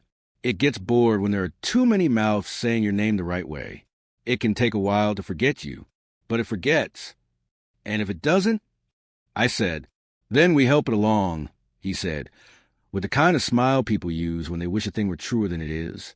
The door creaked just slightly, as if weight leaned on it from the other side. Not a push, not a test, just a presence. Father Dale stood without hurrying and walked toward the vestibule. He didn't touch the knob. He laid his hand flat against the wood like a doctor on a sternum. "You don't get to learn this one," he said softly, not to me. "Not today." A soft sound answered, a whisper almost too thin to hear. Not words. A ribbon of breath shaped around certain letters that might have been mine. Then, faint and precise, 3 clicks, stone on stone, tapped once, twice, then held a third too long like a promise. The door eased. Not open, just less closed. He withdrew his hand and turned back to me. "Library," he said. "Now, I'll walk you." We stepped into daylight that felt brighter than the sky could justify. The church's bell, that unruly thing, chimed a half note and thought better of it.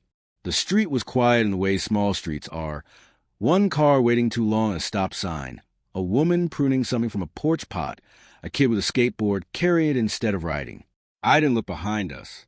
I didn't want the shape of the thing to be given its edges. The library was 5 blocks of safety stitched together by well-tended lawns and mailboxes with flags up. Inside, air conditioning hummed its liturgy and books made the good smell that always wants to be followed. The front desk staffer wore round glasses and a cardigan with tiny embroidered stars on the sleeves. She smiled like she'd signed a pact with the building never to frown at anyone who made it this far. "Afternoon," she said. "You look like you need the quiet section." "All of this is the quiet section," I said, because I needed to hear myself sound a little normal. "Then you need the very quiet section," she said, nodding to a room with glass walls where people pretended time could be paused. "We have outlets and a merciless vending machine." Father Dale handed me a slip of paper with a phone number on it. "If you feel like you're being orange peeled," he said, "call. We'll do the thing with the salt and the iron and the names." "What thing?" I asked. "The one that is boring and works," he said. Then he looked over my shoulder as if someone had called his name with a mouth. He didn't flinch. "Stay until closing," he said. "If you leave when families are leaving too." He left me there, to the mercy of a room where the most dangerous thing was an overdue notice. I plugged my dying phone in and let it drag power like a thirsty animal at a trough. For an hour, the only clicks I heard were keyboards. I read articles about nothing. I looked up places with too many people and made lists of reasons to pick each one. Every so often, the pocket with the nail and the key felt a degree warmer, like a small animal had decided to nap there. At 3:17, the light changed. The glass-walled room didn't dim. It adjusted the way a lens does when it learns it has been stared at. A kid across the space stopped drawing and looked up, not at anything, just up, as if his neck had been pulled by thread. The staffer in the starry cardigan turned a page and didn't read it, and from somewhere in a stack of sound rose, soft and exact, barely louder than a breath. "Ja!" I stood too quickly and knocked my chair into the table. The noise was ordinary and glorious. The sound folded itself back into the books. The staffer handed me the chair without surprise. "Happens," she said, like the copier had jammed. "Sometimes you have to remind a building which side it's on." "What side is it on?" I asked. "The one with the summer reading program," she said, and then went back to her circulation window to negotiate a truce with a pile of returns. I stayed until families gathered backpacks and said things like 5 more minutes, even though they'd already stretched it to 10. I left with them, into a late afternoon gold that turned the town to something almost sweet. I could have found a couch. I could have forced myself to crave a couch. Instead, I walked back to my truck, checked the doors, checked the tires, and pointed the hood toward nowhere specific, a long loop that would deliver me out of county, without crossing more than 2 stoplights. I drove. The nails ticked against the steel of my shanks now and then, like reminders. The key knocked the nail once, twice, and settled. When the dusk came, it came quickly, turning the road into a ribbon the color of a bruise. I rolled the window down for air that didn't taste like indoor. It tasted like damp leaves and road heat and something sweet I couldn't name. And then, ahead, at the edge where my headlights began to mean something, a figure stepped from the trees. Not dramatic, not a lunge, just a plain step, like crossing a living room. I braked and the truck obeyed, tires chirping, ABS stuttering. The figure didn't look at me. It looked at the double yellow as if the paint could speak. Pale arms, chest bare. No shoes. I didn't want to see a face. I looked anyway. It wasn't quite a face. It was almost what a face remembered being. Features arranged a little carelessly, as if the template had smudged. The mouth, though, had learned. It shaped words carefully, syllables folded like paper boats. It said my name. It said it right, and from the right, through the treeline, from the ditch, from the darkness that hadn't yet been taught how to stop, a second voice answered in the same shape. My name. Correct, like it had been practicing while I wasn't listening. The first one stopped, tilted its head, the way a dog asks if you're serious.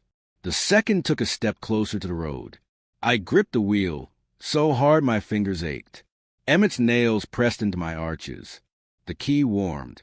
The names came again from two mouths, perfectly matched. Behind me, where the road bent, another set of headlights lifted over the rise. A car. The simple miracle of a car at the right time. The figure on the line didn't move. The one in the ditch didn't either. The oncoming lights grew, and I made a choice that felt like dropping a stone in water and hoping the ripples would choose to be kind. I flashed my brights twice, slow, the way the truck behind me had done before, and then I pressed a horn, not a tap but a long, steady sound that filled the road and told everything with ears that I had chosen noise. The figure on the line blinked. The one in the ditch stepped back. The oncoming car braked and then eased to a crawl, the driver's face becoming visible. An older woman with a jaw I trusted for reasons I couldn't explain. She rolled to a stop beside me, window down. You okay, honey? She called. Not like I was a stranger. Like I was a nephew she'd known since he was missing a front tooth. I nodded and didn't trust my mouth. Can you? I started and stopped because what followed could have been any number of impossible requests. Circle back, she said lightly. Make sure the road remembers what it's for? I can do that.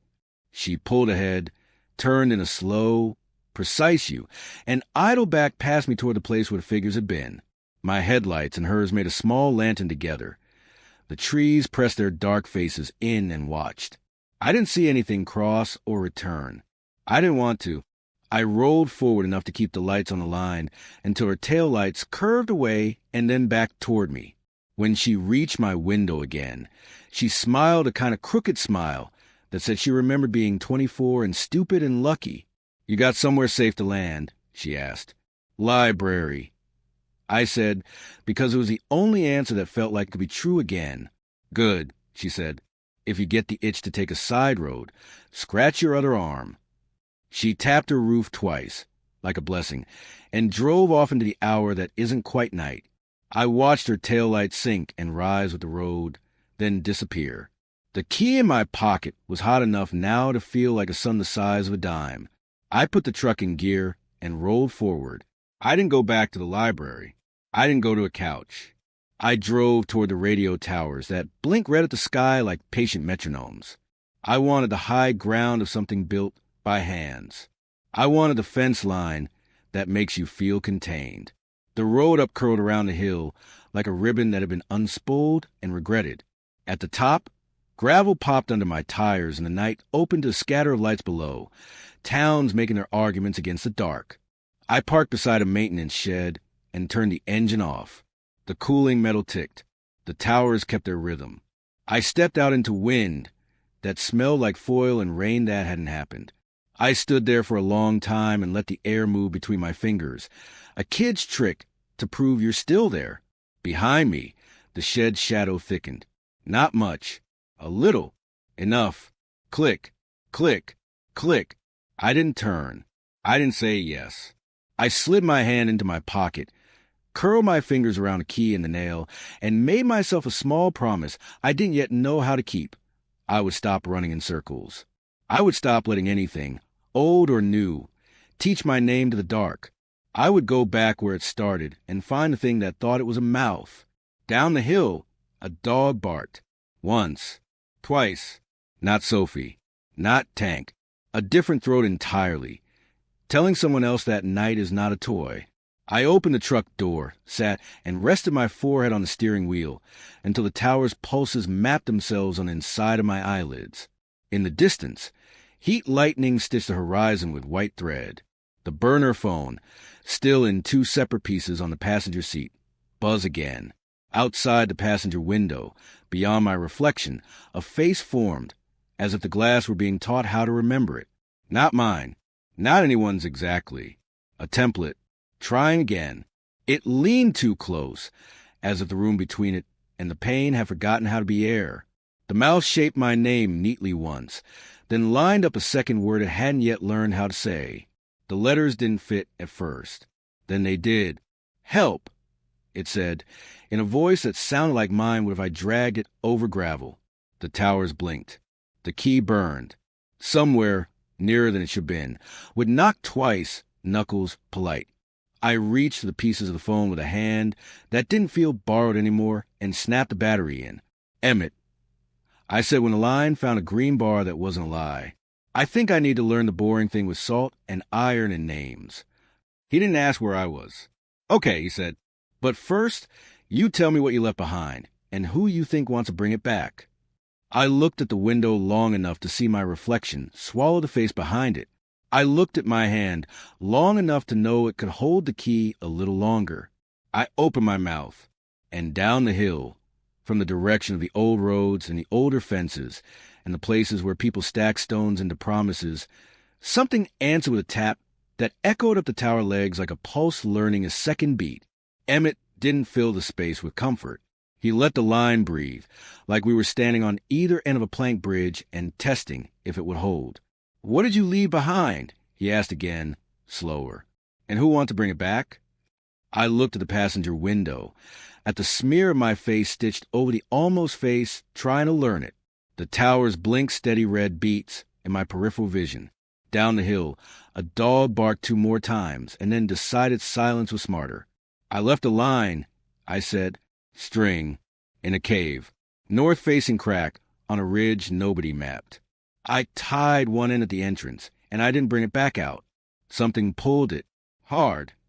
And who? Emmett asked. Don't know, I said, but it learned my name. Gets better at saying it every time. Not who, he corrected softly. What name did you say yes to? Before it learned yours. I didn't want there to be an answer.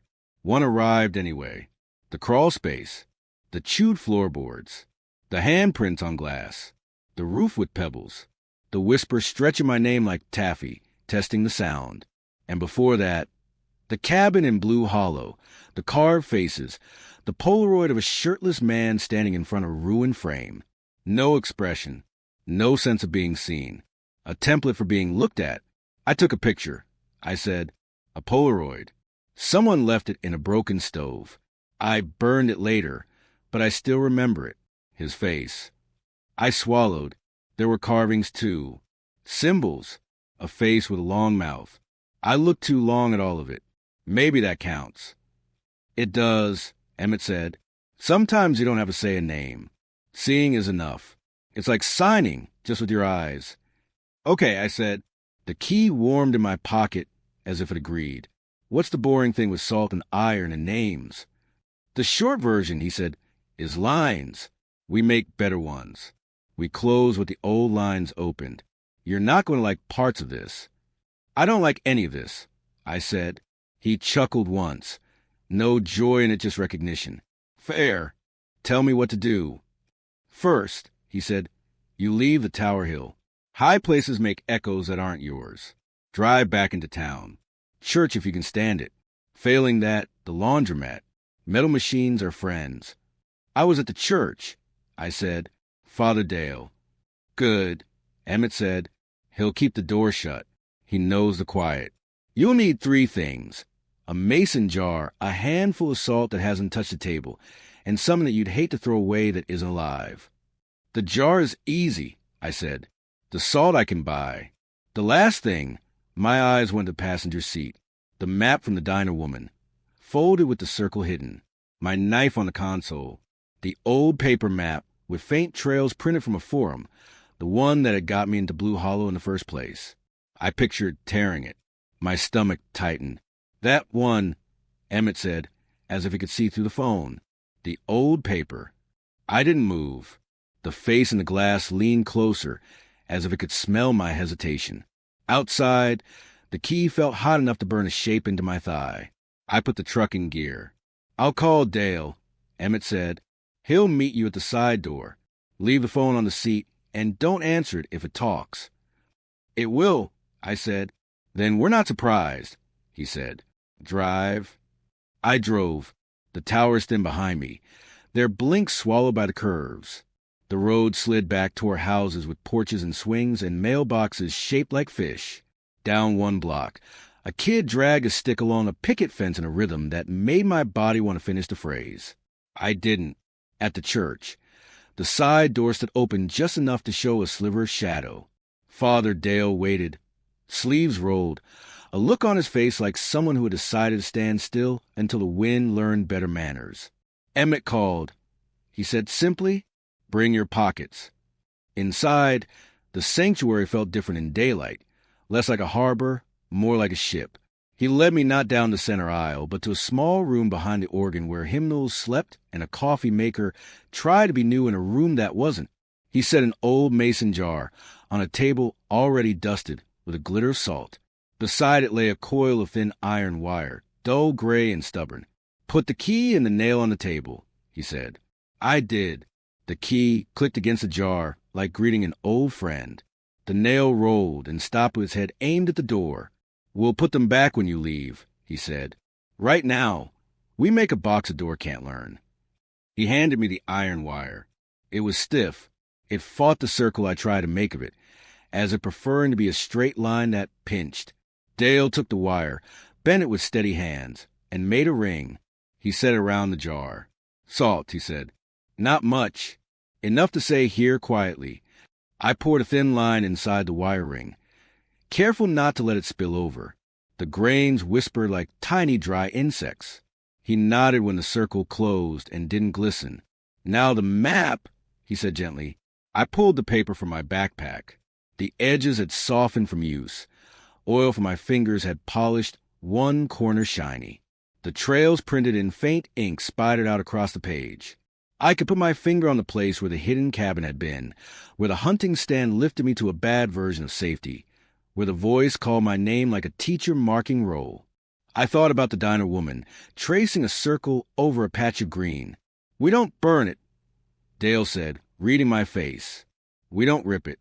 That makes other lines. We fold into the jar, and we pinch the lid, and we put the wire around the lip, and we speak plain. Then we stop looking at it. What do we say?" "What is obvious," he said. "Say that this is yours and that you're choosing to carry yourself instead of what carried you. Names if you have them. Places if you don't. Don't make it poetry. Poetry feeds things." I folded the map. Each crease felt like cutting food for a friend I didn't trust. I fit the bundle into the jar. It settled like a small animal burrowing to sleep. Dale screwed the lid down. He wrapped the iron wire around the lip and twisted the ends together with pliers. The sound, metal biting metal, made the hairs on my arms rise. "Say it," he said. "I'm taking back what looks like me," I said.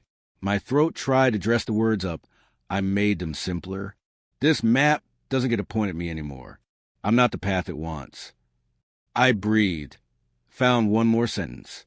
"I'm shutting the door." Dale nodded once. "Good. Now we put where your voice sticks." "Where's that?" He smiled. "Everybody's different. For me, the left side of the altar, because habit is stronger than anything with long fingers. For you?" He studied me for a second, then motioned toward the second pew from the back where I'd sat earlier. "There." We carried the jar to the pew and slid it under, not hidden exactly, but not obvious. A small plain thing in a room of small plain things with outsized jobs. Dale leaned a hymn book against the end of the pew like a wedge.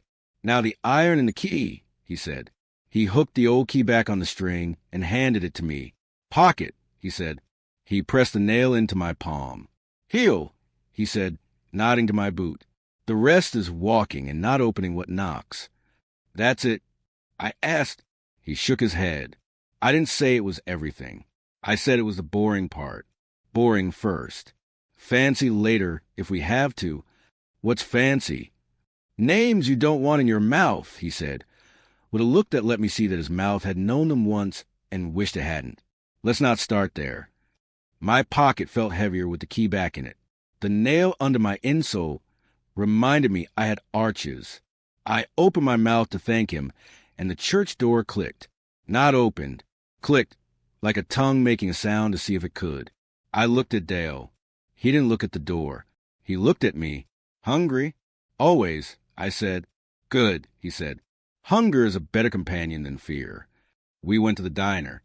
The woman behind the counter looked at my face, and then at Dale's collar, and decided not to gossip with her eyes. She brought coffee and a plate with 2 buttered biscuits the size of fists. You folded it? She asked, as if we were discussing laundry. We folded it, Dale said. Good, she said.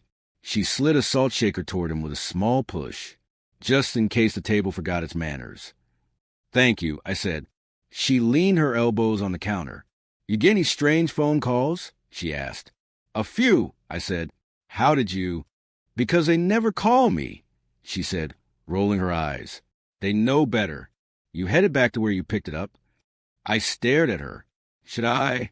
Dale buttered his biscuit with the concentration of a surgeon. Eventually, he said, but not alone. Emmett walked in then, as if the door had been waiting to get to his name. He wore a different shirt and the same face. He nodded at me like we'd already had this conversation. You kept the nails? He asked. I lifted my foot and thumped my heel gently on the tile. He smiled. Then we do the second boring thing, he said. Boundaries. He produced a roll of bright cotton twine from his jacket and set it on the counter. It was a cheap kind they sell by the yard in hardware stores. It looked like summer and clotheslines and cardboard boxes. He handed me a permanent marker. You're going to draw a line across your front room, he said. You're going to run the twine along it and tie it to the knob on one end and the leg of the heaviest thing you own on the other. Then you're going to step over it when you need to and never step on it. It will be stupid and it will work.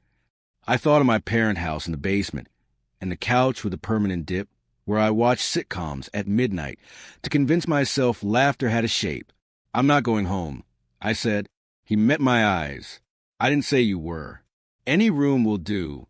Dale's back hall. The library's study room. A motel with a grumpy clerk. Draw the line in a place that belongs to people. The diner woman laughed once, not unkind. You can use the pie case, she said. It's the heaviest honest thing in this town. We ran twine from the pie case to the hinge on the bathroom door. I drew a line with a marker on the linoleum between. It felt ridiculous. It felt like kindergarten. When I stepped over, I felt like a small press at my chest, a hand on a shoulder guiding me. No, not there here. An ordinary magic. The best kind. What now? I asked, sitting on the safe side of the line I'd made with a marker. Now you choose, Emmett said, tearing a biscuit in half and using it to mop up nothing just to be busy. You can let the thing trail you until it runs out of interest. It might. You could point the hood toward a city, so loud it drowns the grammar of your name. That works too. Or, he let the word hang long enough for me to know he was about to say the thing I didn't want. We can go back to where you picked up the line. We cut it there, carefully. The cave, I said. The string. The string, he repeated. And maybe the Crow Hill outpost, if that's the fence that taught it to trail you. Sometimes you need 2 scissors. Dale set down his butter knife. I'm coming, he said. Not an offer. Information. The diner woman pretended to inspect the coffee pot so she could listen better. She wasn't pretending to care. When? She asked. Tonight, Emmett said, as if time didn't need a bigger word. I felt myself balk. Night had been where this thing grew. Daylight made it lazy. He read my face. They're bolder in the dark, he said. But so are we when we decide to be. Daylight wants to explain things. Night just wants to know if you'll hold still. You won't. We didn't leave right away. We sat with our coffees until the cups made rings like moons on the counter. Dale wrote something on a napkin in a careful, square hand and folded it twice. He slid it into my palm. For your pocket, he said. Paper makes an honest lie. If you think you're forgetting your name, read it. I didn't open it. I put it in with the key and the nail. The way of the pocket surprised me all over again. The sun yawned its way toward the trees while we loaded supplies in Emmett's truck. Headlamps, coils of thin climbing rope, 2 crowbars that had seen things they didn't want to talk about, a small bag of rock salt, and a sleeve of cheap mason jars from the dollar store. He handed me a new spool of string, fluorescent orange this time. The cave might not like this color, he said. Good. We took 2 vehicles in case choosing to run stopped being a decision and turned into a necessity. I drove mine. I liked the way the familiar, translated my fingers into forward. Emmett led. Dale's sedan followed. We left the grid of town for the long curves of the mountain road. The towers blinked above us like patient eyes. On the passenger seat, my burner phone stayed quiet for once, a sullen child that had run out of new tricks. As the sky slid from blue to something that wanted to be black, the road pinched down into a fire road with ruts like dried veins. We parked where the brush began to crowd and continued on foot. I felt the nails with every step, the slight scrape against leather, the reminder that I was a person in a body and the ground was something I could walk on and not something that could walk on me. The fence behind the outpost appeared quick as a jump scare. 1 second brush. The next a rusted chain-link jaw and vines.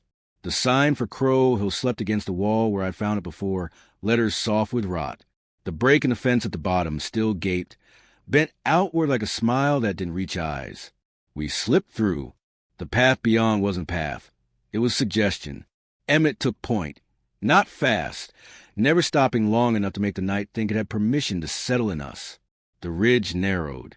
The crack in the rock gaped pale on the north face, like a pulled tooth. We stood there with our headlamps off for a minute and listened. The night held itself taut. No bugs, no birds, just a low, distant breath of the mountain's own lungs. Dale unshouldered his bag and handed each of us a small mouthful of salt. We tucked it under our tongues. Talk if you need to, Emmett said, but don't whisper. The cave likes whispers. It makes them into tunnels. It was colder a foot inside. It got colder fast as more of us slipped through. Our lights woke the rock with cones of pale. The air smelled like damp coins. I tied the bright string to a stone near the entrance, double-knotted it, then tied the other end to my belt loop. I didn't want to, but I did. I knew what it meant to cut later. We moved slow. The walls sweated. The old string, the one I'd left, lay collapsed in a sulk along the floor in places, and others had vanished into cracks where I'd have to reach an arm and up to my shoulder to pull it free. I didn't. Not yet. We went deeper. 20 minutes by the clock. 3 hours by whatever the cave used to measure. Then the chamber opened like a throat not meant for air. The carvings waited. Spirals cut deep enough to be permanent. Stick figures with arms too long and heads like rings. The one with hands raised toward the smaller one. My lamp washed over them, and in the light, they felt like equations that only had wrong answers. Dale stood at the edge of the chamber, not crossing in. He took a jar from his bag and twisted the lid off quietly, the way you unscrew a cap in a sick room. Emmett crouched, studying the floor the way trackers do in movies to pretend they can hear dirt talk. He pointed once without speaking. My old string threaded under a rock there, taut for a handspan and then slack again, like something had plucked it and then gotten bored. What now? I asked, and hated how my voice came back to me. Now we steal from it, Emmett said. He scooped a palmful of damp, fine grit from the curve of spiral and poured it into Dale's waiting jar. One sample, that's all. Put the lid on. Dale cradled the jar as if it had a heartbeat. He didn't look at the carvings long. He looked at the edges, at the place where the chamber became passage again. Jamie, Emmett said, find where your line starts to disappear. That's where you cut. I followed the string with my light. It vanished under a lip of rock and appeared again a foot away like a magician's scarf. It disappeared entirely into a crevice near the wall. Not even a thread left to grab. I lowered to my stomach. The mouth of the crevice tasted metallic. Old tools, old coins, old blood if I let my imagination eat. I reached in. Slow, Dale said softly. The rock pressed my forearm on both sides. The tunnel inside angled down, not far, just a foot or so, but enough to pinch.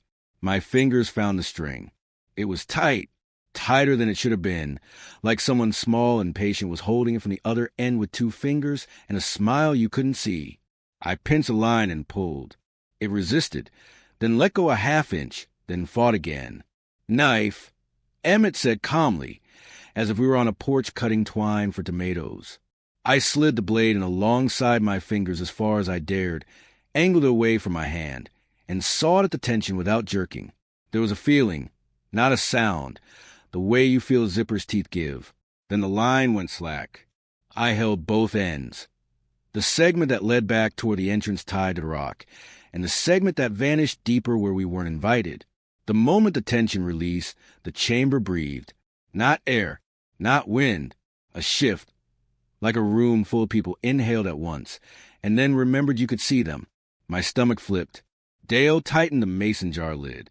Emmett touched the rock with 3 fingers, and then his shoulder, like you an old friend you once loved and didn't anymore. Now we go, he said. No running unless it runs first. No looking back unless I say your name. We went. The cave didn't like it. A small click sounded ahead. A pebble ticked against itself the way teeth do when your jaw is cold. Behind us, another. The left side of the passage narrowed, as if the stone had taken a breath, and intended to hold it forever. My light flickered once and steadied. Salt stung my tongue. I wanted to spit it out. I didn't. At the pinch point near the entrance, something moved in the dark that wasn't our lights. A low shape, skittering, not fast, but wrong a way that made my knees want to be 10 again. It stayed low. It carried something in 2 hands that might not have been hands. Click, click. The sound knifed into my teeth. I felt my name rise in my chest as a reflex. I swallowed it back, hard enough to hurt. It came again from the right, a mouth shaping the letters correctly this time, pleased with itself. Dale put his palm flat against my back like a hinge and pushed me forward firmly. He didn't look behind. I didn't either. We reached the crack in the rock and squeezed out into night that had grown while we weren't watching. The ridge held its breath, waiting to see if we did too.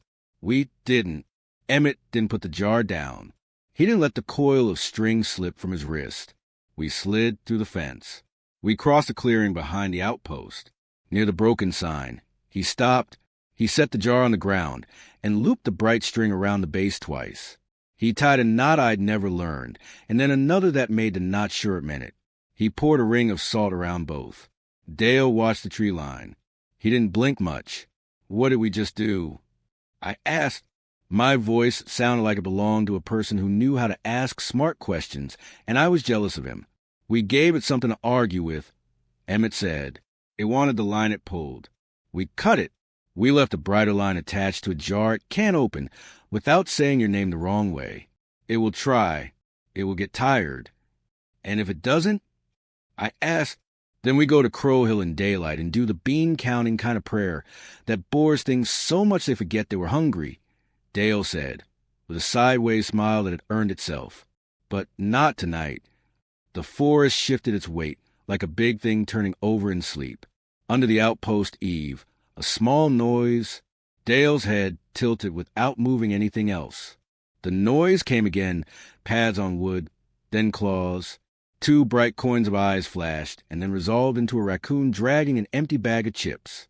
It looked at us like we were embarrassing it with our drama, then toddled away. I laughed. It surprised me how good it felt. We walked back to the vehicles. The sky was a flat dome. The kind of dark that wants to insist it has always been like this. My phone vibrated once on the seat, battery in place, and somehow not dead. I let it buzz. It buzzed again, then stopped, like a child pressing its face to a glass door, fogging it once and then giving up. At the church, we set the jar from the cave under the same pew as the map jar, a small museum of boring in a room that understood it. Dale slid the hymn book back into place, like he was tucking someone in. We said nothing for a minute that counted as more than 60 seconds, all 3 of us listening to the way the quiet sounded different now. Less hungry. You won't sleep at your parents', Dale said, reading the shape of my evening. That's smart. I have a motel, I said. Get a different one, he said. Not because it matters to the thing, because it matters to your head. Familiar is how scaffolds learn to be cages. Okay, I said. Go where there are people until you feel bored enough to be irritated. Emmett said.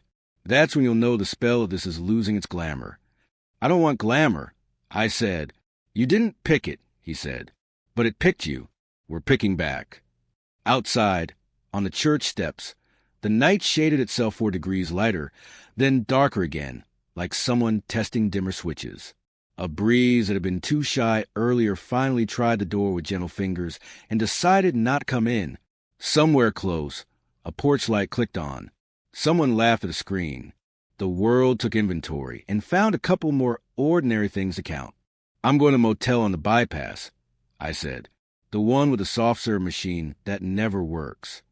Good, Dale said. Make it work with your eyes. Emmett squeezed my shoulder once, just enough to say he knew my shoulder existed and might continue to. We'll call you in the morning, he said. If the phone calls before we do, don't answer unless it says the wrong name twice.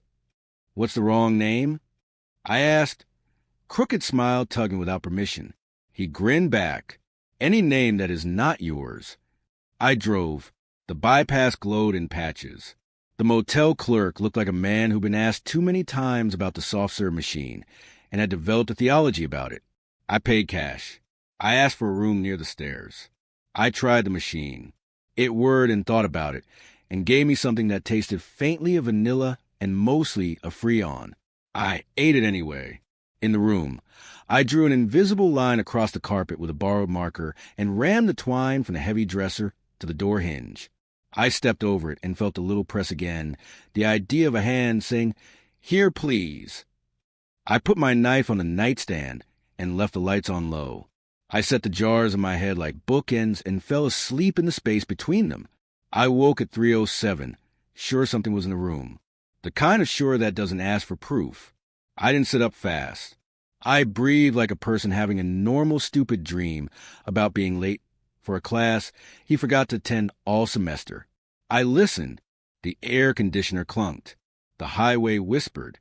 In the corner, on the wrong side of the line, a shadow shifted. Not much. Enough. Jamie, it said, in a voice that remembered me very well. Could you? It stopped, not because it couldn't finish the sentence, because its mouth had learned to shape the sounds, and something in the shape of the room disagreed. The line, the twine, the pie case in a different building is not here, I thought nonsensically, and smiled because being a little stupid felt like a weapon. It tried again. Could you help? The word broke, too sharp against the air. It clicked once. The sound landed harmlessly. It clicked twice softer. It clicked a third time and made a small frustrated noise, like a child denied a cookie. I can't hear you, I said calmly, like I was talking to a call center with a bad line. You'll have to learn a new way to ask. Silence. Then the softest sound of fabric moving, like someone learning to stand. The shadow made a longer shadow on the carpet, just a smear, and then it was gone, not like a door closed, but like a thought lost its confidence.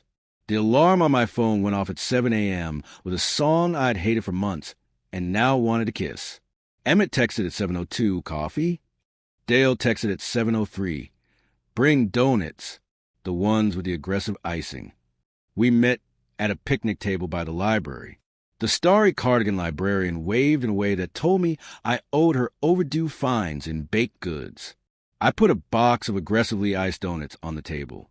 Emmett poured coffee from a thermos, so clean it made everything around it look like a bad influence. How's the glamour? He asked. Less glamorous. I said, it made an attempt last night. The line was rude to it. Good line, Dale said, biting into something with sprinkles brighter than mercy. What next? I asked. I didn't want a next. I wanted to be done. I wanted to wake up with problems like needing an oil change and buying stamps. Wanting doesn't matter much to old things. Crow Hill in daylight, Emmett said. Then Blue Hollow. We'll take the long way to Ledger's Gap and stop in Waverly if the road remembers how. There's a man there who has a memory longer than mine. Why all of them? I asked, even though I knew. Lines. Pieces of me distributed like crumbs tossed by a version of me who thought she was feeding pigeons. Because that's where you looked, Dale said gently. That's where it learned you. We'll teach it a different lesson. The librarian set 3 waters on our table, like we'd place an order when we walked in yesterday. I don't know what you're doing, she said, but the copier jammed twice this morning, and then started working again without help. So whatever it is, it's catching. I raised my water to the copier gods. Amen, I said. We left town while the air still felt like one of those good summer mornings that tries to apologize for August later. Crowd or no crowd. It was better to move before the day decided what it wanted. The road toward Crow Hill was greener than I remembered, as if the rain had forgotten to stop 10 miles to the east. The outpost looked smaller. The sign somehow stood straighter where we'd leaned at last. The jar on the ground by the fence sat in its salt ring, string wrapped like a bright belt. Something had nudged it half an inch, maybe. The salt had healed itself, small drifts sloping back into line. Good, Emmett murmured. Resist. We didn't bring the jar inside. Some things are better outside churches, and some are better outside caves. We just stood one pace from the fence and looked, headlamps off. Morning on, the vines had shifted. That's what vines do. They had made a new attempt at erasing the break at the bottom. That's what vines do. The fence breathed minutely with the mountain's version of wind. Crow Hill next, Emmett said. Dale, you bring the book? He held up a slim, battered thing with a red cover and a spine that had been repaired twice with tape and once with stubbornness. The kind of book that makes you feel like history isn't dead. It's just been given a chair and told to behave. Beans! I asked, and he grinned. Counting beans. Close enough, he said. Except we'll count names and close doors and say thank you to anything that remembers how to be a door instead of a mouth. We hiked, not far. Half a mile west of the outpost stood a small clearing with stumps that had once been chairs and a post that had once held a sign long enough to leave a brighter rectangle behind. Dale opened the book. Emmett poured a slow line of salt in a square barely bigger than a doormat. I sat on a stump and felt like a kid watching grown-ups do work I didn't understand and was grateful to not understand all the way. Dale read, not poetry, not Latin, names of peaks and streams, in the old sounds instead of the clean ones, names of families who used to have their dinners on the other side of these trees, names of valleys where fog kept its promise. He said each like he was rolling a stone back into place. Emmett took a nail, one of the old square-cut ones, and pushed it into the dirt at each corner of the salty square until only the head showed. Do I do something? I asked, feeling useless suddenly and hating the feeling. You do the hard part, Dale said, and his voice went soft in a way it hadn't before. You remember something you liked in this place. You say it out loud. You say thank you to it. I looked at the trees, at the way the light came down in steps like a promise ladder, at the moss that had the nerve to be bright in a world that liked gray. I thought about the first view at the overlook before anything went wrong, the hush that felt like a blanket instead of a smother then. I thought about the raccoon last night, so ordinary it had body-slammed my fear. I swallowed. Thank you, I said. For the stream, that sounds like a zipper. For the chill, that keeps the coffee honest. For raccoons with bad manners. For paths that really do go where they say. The air wasn't different when I finished. I was. It was a small difference, like stepping off a scale and finding out the number isn't what you thought, but in a kind way. Emmett nodded, a private, satisfied nod. Dale closed the book as if he tucked a page back into a letter and would post it later.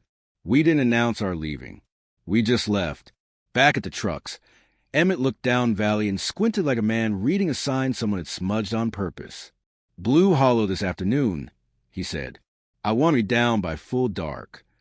I don't want to be anywhere by full dark, I said, because jokes are a kind of border. You'll be with us. Dale said, we do different math. On the way, we stopped at the laundromat town for more salt and a handful of iron bits Emmett claimed he could configure into a hinge that told a better story than the one the crawlspace had been telling. We bought sandwiches that squashed into themselves but tasted fine because the bread had argued with the tomato and won. We drove. The ridge unwound in a long loop. The sky gathered clouds like a child collects buttons. No plan, just joy. Near Blue Hollow, the air went still. Not the bad still. The holding breath still of a world listening. We parked at the edge of a pull-off nobody bothered to paint lines in. The path I'd taken weeks ago, months. Crouched in the undergrowth like a secret that had decided to stop, want to be found. We stepped into it anyway. The cabin ruin was smaller than it had been in my head. The stove inside lay where it had fallen, patient, as if waiting for someone to remember how warmth worked. The Polaroid wasn't there, of course. My fire had eaten it. The hole where the door had been let light in sideways. Emmett rested his palm on the stove, then lifted it quickly like the metal had pins in it. He opened his pack and took out a small metal hinge, roughly shaped, wrapped in tape where it would touch wood. "You're going to fasten this to the door frame," he said. "Where it would have swung once. You'll say, 'This is as far as it opens, and it doesn't open for me.' Plain. Then we'll leave a jar on the threshold with nothing in it and a lid on, because sometimes the empty thing keeps the empty thing empty." "Okay," I said, because I was tired, and the logic of such small magic made a kind of sense. Dale stood outside the threshold, not crossing in. He had the book again. He wasn't reading from it. He just wanted it in his hand. He hummed a note, so low I felt it in my feet before my ears believed it. Emmett handed me a screwdriver. I screwed the hinge into soft wood. Each turn made a small, satisfying squeak. "This is as far as it opens," I said, "and it doesn't open for me." The room listened. It didn't argue. We set the empty jar in the doorway and tightened the lid. The wind, that had not been present, pushed shyly at the threshold and then decided to go around. "You're learning fast," Emmett said, and for a second I felt something like pride, even though what I was learning was how to be boring enough to an old fear that it forgot where to point. I'll take what I can get, I thought. We weren't done. Of course we weren't. Ledger's Gap waited, somewhere with its own logic. Waverly sat with its memories, keeping it company. The Subaru ghosted, and the motel with fluorescent light still had a chair wedged under a knob in my head. The story of the cave had a second verse. The voice with my name might try new tricks. We had jars and nails and a book that counted names like beans and twine. That could be a door if we wanted. Back at the trucks, the sky considered rain and chose not to, yet. Emmett leaned on his fender and scratched a map into dust with his stick. No lines, just suggestions. Dale watched the tree line like it was an old friend who sometimes drove drunk but usually made it home. I sat on the bumper and let the weight in my pocket remind me of everything I decided to carry. "Next," Emmett said, tapping the dust. "We take the long road to Ledger's Gap, and we visit the shelter with four walls that breathe when it shouldn't. We'll see what it wants. After that," he looked up, eyes shading strange. "After that, we go find whoever takes pictures where they shouldn't. And if we do," I asked, "then we'll bore them to tears," Dale said, laughing, and somehow it sounded like church bells and diner spoons and a librarian scolding a copier all together. I stood, stretched, and tasted the air, a little metal, a little leaf. My name felt like it fit in my mouth better today. The path into the trees looked less like a mouth and more like a road. Somewhere not far away, something tapped a stone 3 times. The sound didn't land on me. It fell past, like it had forgotten my outline. "Let's go," I said, and the 3 of us did, back into the woods that we're trying. They really didn't want to admit out loud, but when we pulled away from Blue Hollow, I felt lighter, as if some careful knot inside my ribs had loosened a turn. Not undone, just given back a breath. The afternoon leaned toward evening in that slow Appalachian way. Gold combed to the trees. Shadows knit themselves into longer pieces. The air tasted faintly like rain someone had promised but hadn't delivered yet. We stuck to the long road toward Ledger's Gap, the one with switchbacks that made your ears pop if you forgot to swallow. Emmett drove up front, steady hands, a coffee mug he shouldn't have balanced that well, and a dashboard full of receipts folded to the same width. Dale followed in his sedan with the patience of a man who'd learned to go around trouble long enough to recognize when cutting across it would be faster. I liked my spot in the middle, close enough to read Emmett's tailgate, far enough to see Dale's headlights blink when the road corkscrewed. The closer we got, the more the forest changed its face. Ledger's Gap held a different quiet than the other places. As at the hills, there had a good memory and weren't sure whether to use it. There wasn't dread in it, more like a warning you'd give a friend. Steady now. Watch your step. A mile out from the trailhead, the road narrowed to a spine of gravel that hissed under our tires. We parked in a rough triangle beneath a sagging sign that had once held a map and now held a rectangle of sun bleach where the map had been. Same plan, Emmett said, closing his door with a small final click. Carry light, leave heavier. Dale passed me an orange spool of string, brighter than the last, almost rude, and a mason jar with its lid already punched for a loop of iron wire. He had another of his small red-spine books tucked behind his belt. Like a note, he might need to show the landscape if it asked for ID. Don't borrow trouble, he said mildly, glancing at me and then the trees. If it wants to be helpful, let it. We stepped off the gravel and onto the path that wasn't a path until your eyes decided it was. The first time I'd come here, the world had been empty in a way that felt like a dare. Now it was quiet in a way that felt like a room full of people holding their breath at the same time, waiting to see if the story would go the way it had before. The climb came quick, a sharp seam of rock and root where the hillside had shrugged. My boots found purchase. The nail under my heel ticked softly. We moved. I marked the turn I'd taken last time with a strip of bright string, and a knot Emmett had taught me. Practical, simple, impossible to misread. Half an hour in, the trees thinned and the air opened just enough for the sky to test a color between blue and pewter. The shelter cabin sat where it had sat before, a single-room shack with a tin roof that buckled at one corner like a smile held too long. The door remembered how to complain when I lifted the latch. Inside smelled like cold ashes and mouse nests and a stubborn draft that didn't care where it found a way in. My candle stub from weeks ago was still on the crate I'd used for a table, black and wick bent like a neck crane to hear.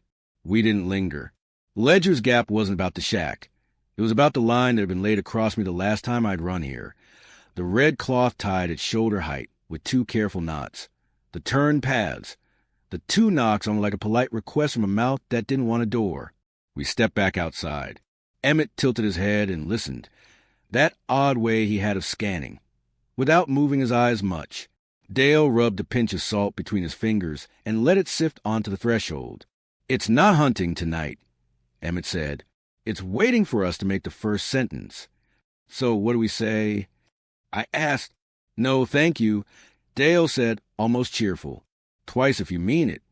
We circled the cabin. Emmett ran a line of the orange string through the stunted shrubs along the uphill side and anchored it to a root like a seam being basted. Dale set a jar at each corner under the eaves. Empty, lids tight, a silly fence a child might make and believe in. He handed me a marker. "Your turn," he said. "For what?" "Boundaries," he said. "Say, this isn't a trapdoor." I crouched beside the threshold and drew a thin rectangle on the warped plank. Inside the shape, I wrote one sentence in small block letters that looked younger than I felt. Not a door. It was ridiculous. It felt good. I capped the marker and slid it back into my pocket with the key and the folded napkin with my name and the nail that kept reminding my body where it ended. We could have left it at that. Maybe, but Ledger's Gap wasn't finished with me. Past the clearing, down a narrow corridor of saplings that had grown too close together to be polite. The woods leaned in a little. I followed the lean. Dale gave me the half nod he uses when he will stop me if he has to, and will be happier if he doesn't have to. Emmett fell a step behind me. In case Forby came back without asking. The path made a suggestion, and then another. I chose the one that didn't look like a choice. 10 minutes later, we stepped into that little amphitheater of soft ground where I'd heard the two knocks before. Earth hard-packed, a circle where no leaves dared rest. Stones set at not quite random intervals like punctuation. I had the stupid urge to apologize to the clearing for coming back without permission. "Look," Emmett said softly. On the far side of the circle, low to the ground like a signature in small print, a strip of red cloth was tied around a sapling. Not one of mine. Not the same fabric even. Darker. Damp. A different knot, more confident. "That," Dale said, "is a sentence you don't answer. I could cut it, I said. You could, Emmett said, but it would enjoy being cut. It was like being noticed again. What then? He unspooled 2 feet of orange string, looped it once around my wrist like a bracelet, then tied the free end to a lean branch on our side of the circle. You stand where you are. You name what belongs to you. You let the rest behave however it wants, and you don't amend the minutes. I stood with my wrist tethered to a living thing and felt absurd and also oddly steady. The forest would do what it did. The string on my skin was not a leash. It was a reminder. I closed my eyes, not dramatically, not long, just enough to find a sentence that didn't taste like fear. My name is Jamie, I said quietly, like I was checking in at a desk.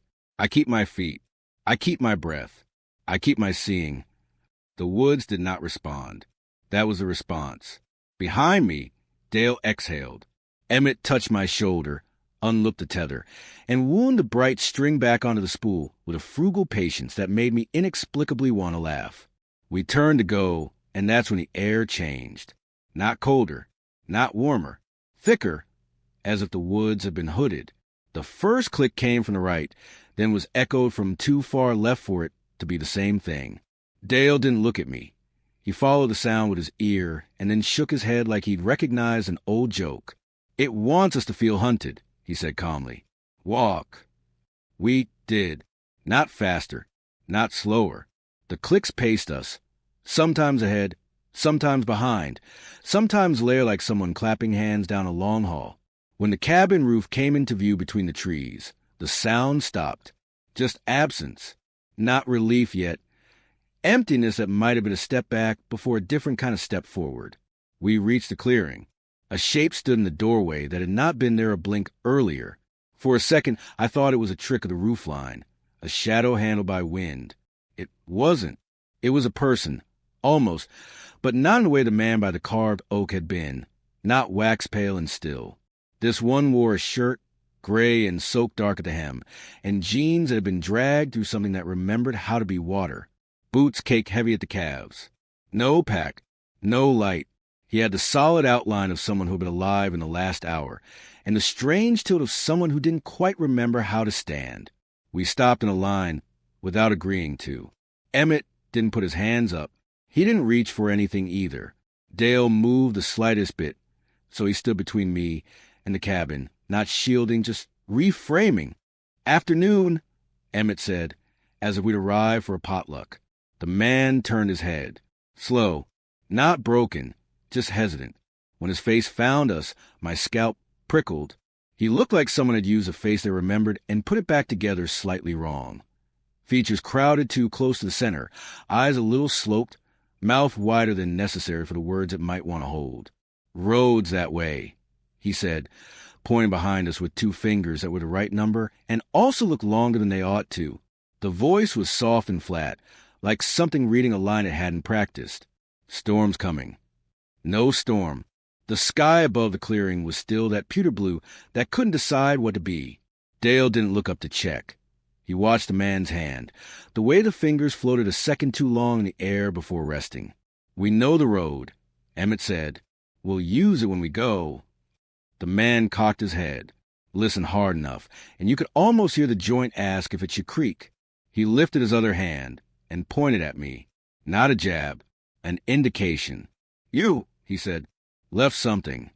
What did I leave? I asked before I could stop the question. The mouth widened into a smile that imagined what smiling meant. Me, he said, and then he leaned to the side, as if something behind him had tugged him by the shirt, and he stepped backward into the dark of the doorway and was gone. We didn't chase him. I didn't even breathe for a count of 5, slow, wide, the kind of breath you take when you project calm at a dog that might forgive your existence. The silence that followed was normal silence for a few seconds. Birds far off, the dry sift of leaves, a squirrel scolding something that wasn't us. Then once, knuckles tapped from inside the cabin, exactly where my marker had written not a door. That, Dale said, too cheerful to be anything but brave, was both rude and helpful. Helpful? I said, and had to unclench my hands to find my voice again. It told the truth, he said. Storm's not coming. But the thing wherein the thought knows how to borrow a sentence and make it sound like it belongs. We're not dealing with just old ground and hungry shape. We're dealing with someone who learned to use people like pockets. His eyes softened. That means there's someone to find. Who? I asked. Start small, Emmett said. He squatted, found a scuff in the dirt that wasn't one of ours, and traced it with finger. It was a boot print, like mine, like his, like anybody's, with a pattern that would be on any hardware store shelf. But the pressure was wrong, the way at the edges instead of the heel and ball. Someone who lived close to this trail once, or close to a trail like it. Someone who learned to say names to get what they wanted. Someone who discovered there was more than one way to stay. All roads point back to Waverly, Dale murmured. And someone with a Polaroid. Then Waverly, I said, surprising myself with how steady it sounded. Let's go. We left Ledger's Gap with the jars where they were, and the string tied, and the rectangle marked, not a door, looking a little more certain. The woods watched us go the way a crowd watches in a parade. With relief, with a wish for something less complicated next time. My legs settled into the rhythm I now trusted, a rhythm that said forward is a choice and a skill. The drive to Waverly slung us through a patchwork of hills and hollers, and the kind of towns you only find if you're looking for a specific person, and know how to count to 3 before turning left. Emmett took us a way that wasn't the fastest but felt the wisest. Past a feed mill that stared at us like an old man on his porch, past a cinder-block church with a hand-painted sign about Tuesday night pie, under a string of power line towers that ticked red against the evening, across a bridge where the river ran so shallow it sounded embarrassed. By the time we rolled into the outskirts, the sky had decided on darkness with a few threads of light left at the hem. Waverly looked like every place you've never lived and could imagine living anyway. 2 diners, 1 hardware, a barber pole that didn't spin, a school with a football field that wore last season like a memory it didn't want to wash. Emmett pulled into the gravel lot beside the hardware store, killed his engine, and sat there with his hands resting on the wheel like a man listening for a song before choosing the next station. There's a fellow here, he said. Name's Rowan. He runs a county records room out of a building that used to be a jail and then decided to be a warehouse, and now is a museum of things that never wanted to be in a museum. Dale made a thoughtful sound. I know his aunt. Everybody knows his aunt, Emmett said, smiling. Rowan collects maps people forgot to turn in. Logging maps, survey maps, phone company diagrams. Those hand-drawn ones hunters make and pretend are special. He has a cupboard where the Polaroids go. He looked at me. Not tourist snapshots. The found ones. I felt my jaw tighten. Do we have to look at them? We don't have to do anything, Emmett said. But we want to, because the person who took yours has a habit. And men with habits also have routes. We found Rowan in a building that smelled like old paper and something metallic that might have been a filing cabinet's idea of perfume. He was younger than I expected and older at the edges. He had the careful hands of a person who has set a lot of things down in their exact place and is comforted that the world hasn't moved them. Emmett, he said, pleased without showing it. He nodded at Dale's collar. Father. He looked at me with bright, beat-down eyes that understood a long story without the middles and didn't ask for them. You look like bad, whether already happened. Trying not to let it happen again, I said. Good, he said. He led us through aisles of shelves that bowed politely under the weight of boxes that held too many numbers and names. You want the Polaroids, he said, not asking. He opened a drawer and pulled a stack bundled with twine. Found along trails, most of them. A few in mailboxes. A few on porches like a cat's gift. I don't keep pictures of kids or anybody who's crying a way that feels like hurt. I keep the ones that look like they're trying to remember why they exist. He untied the twine with reverence that didn't shade into fussiness.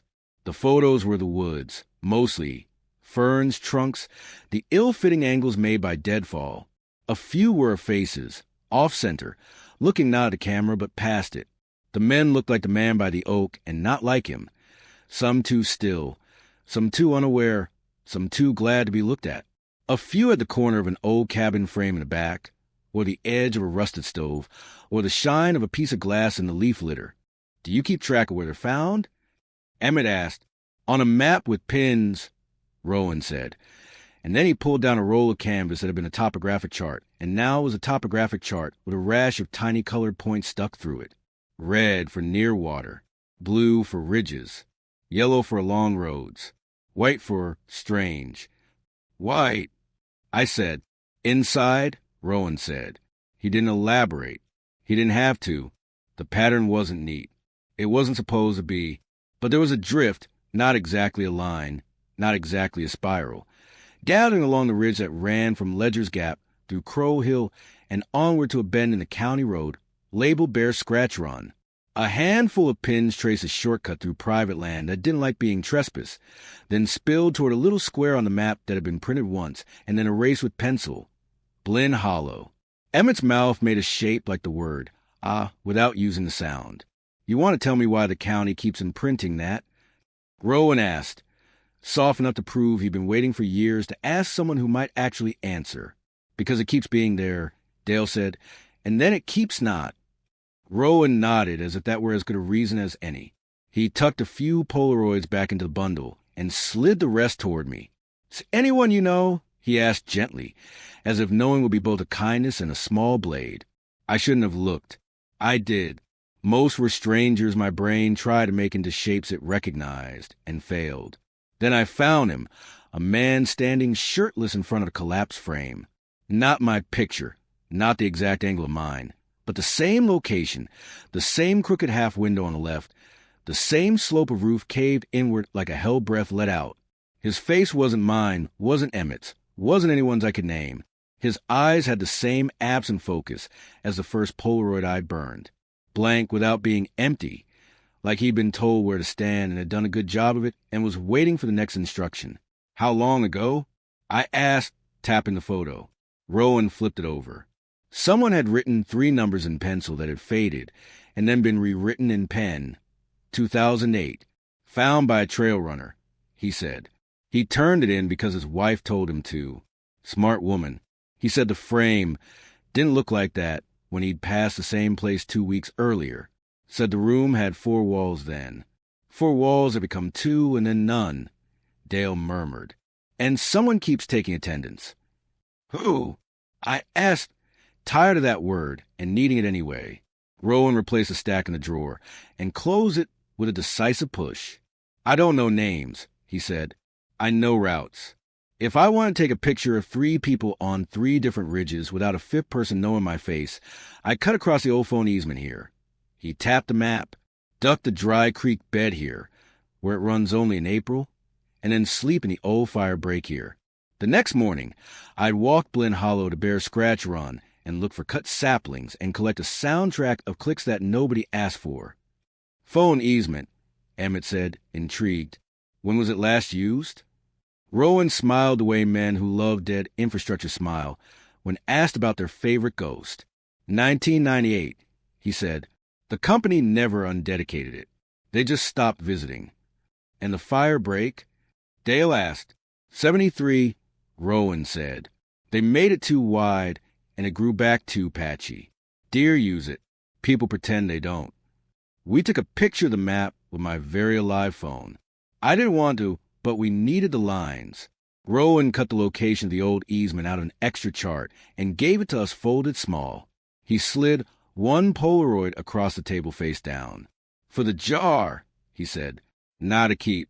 To say, I saw you, and I'm not carrying you any farther than this lid. We stepped out into night that had developed a breeze while we weren't watching.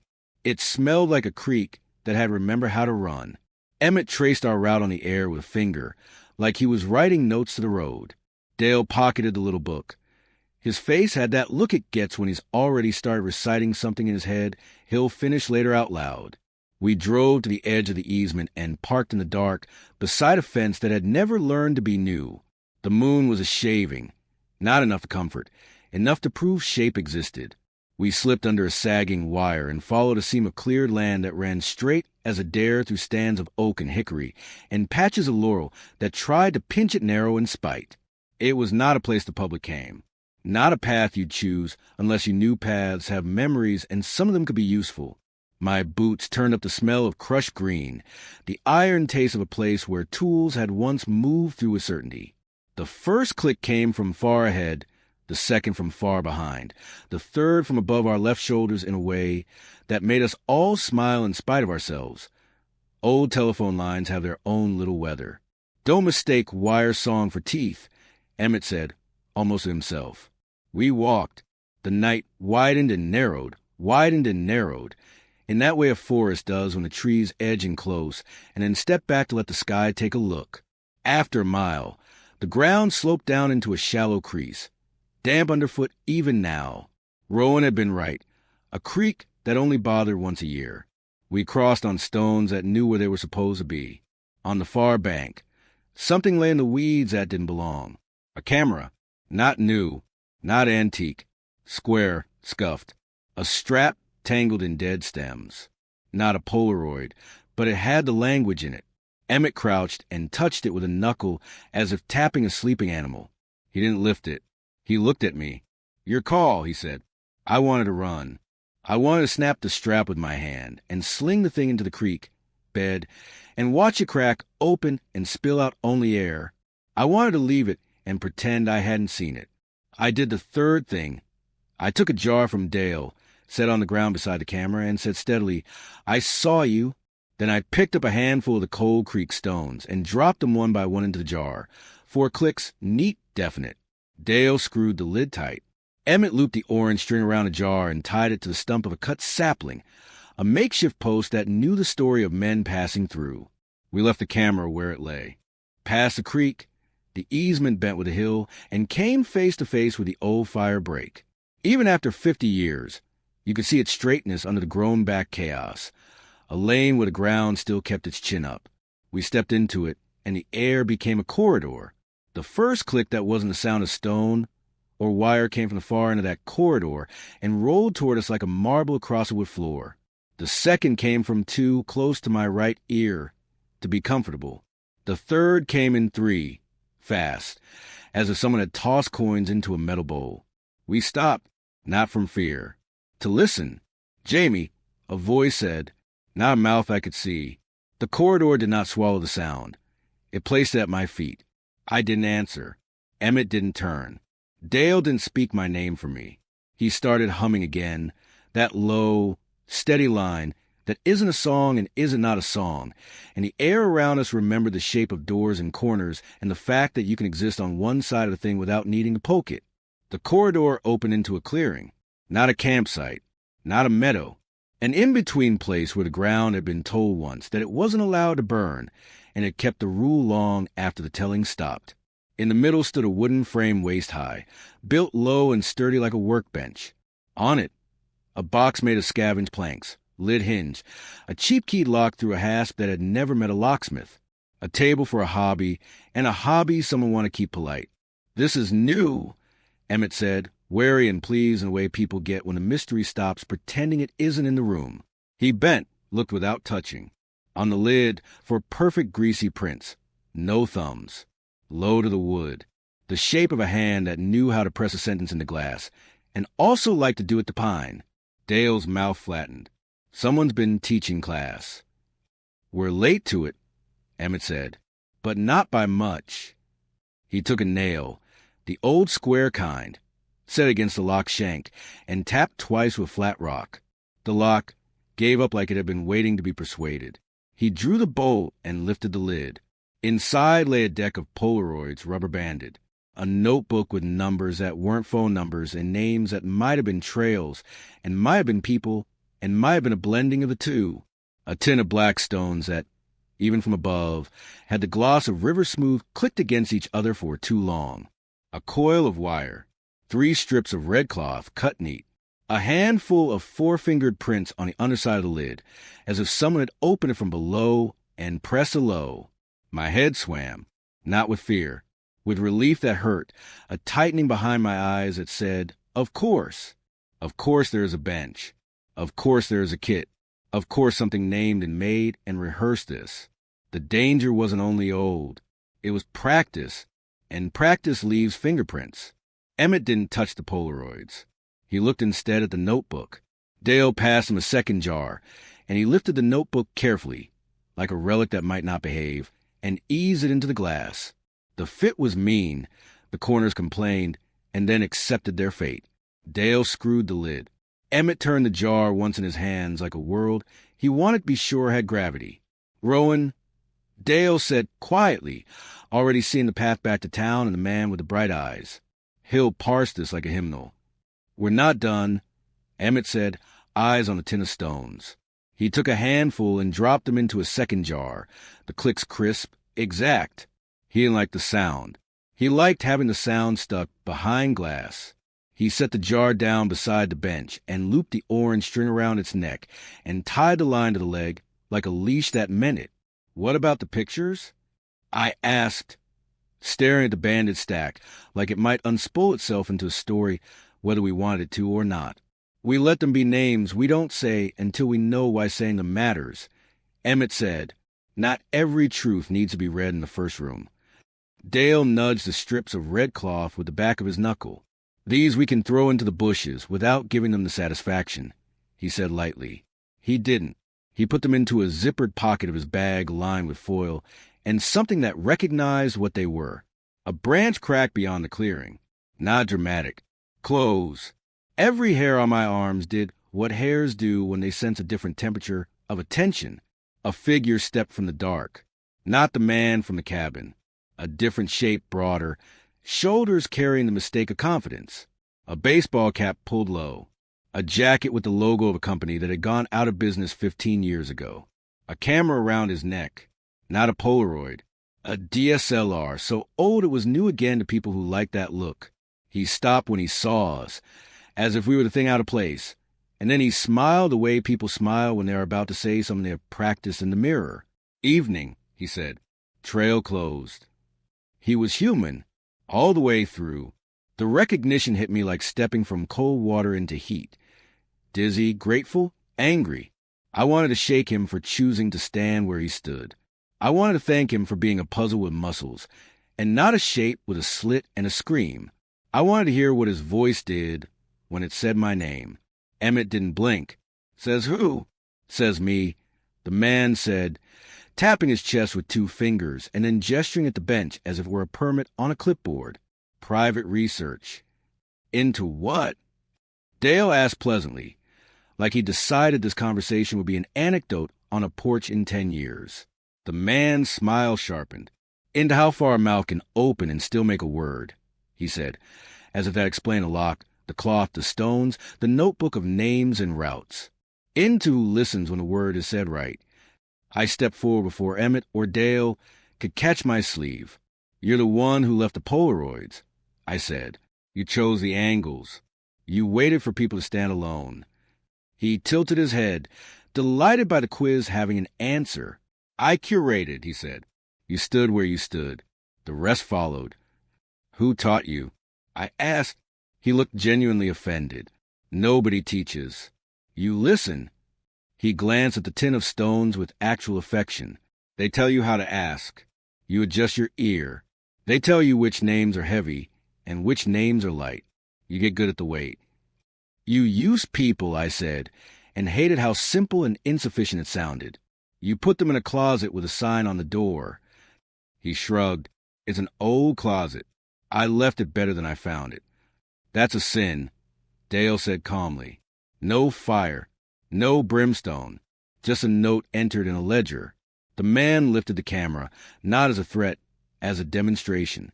"Want to see the latest?" he asked, already half pressing the button. It's good when they look surprised. Emmett moved without moving quickly.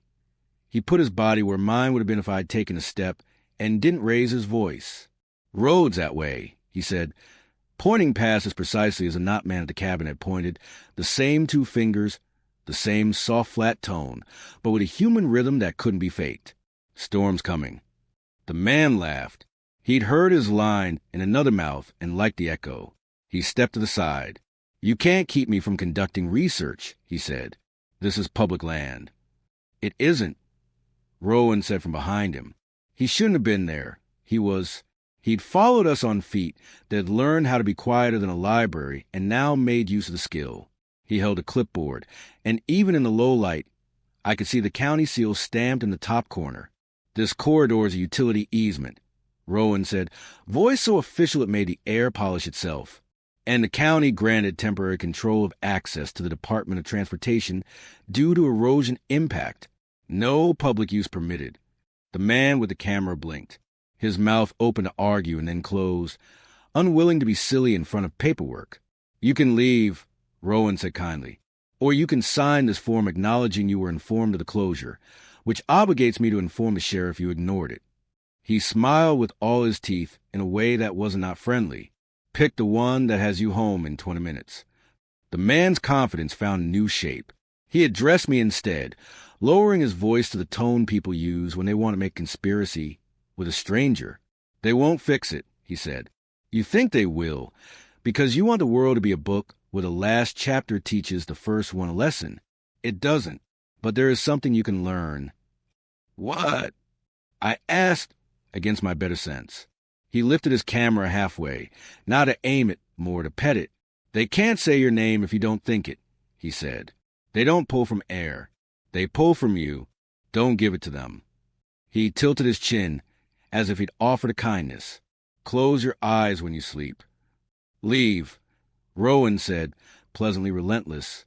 The man stepped backward 1, 2, 3, as if he knew the exact number of steps that looked human if you didn't want to appear threatened.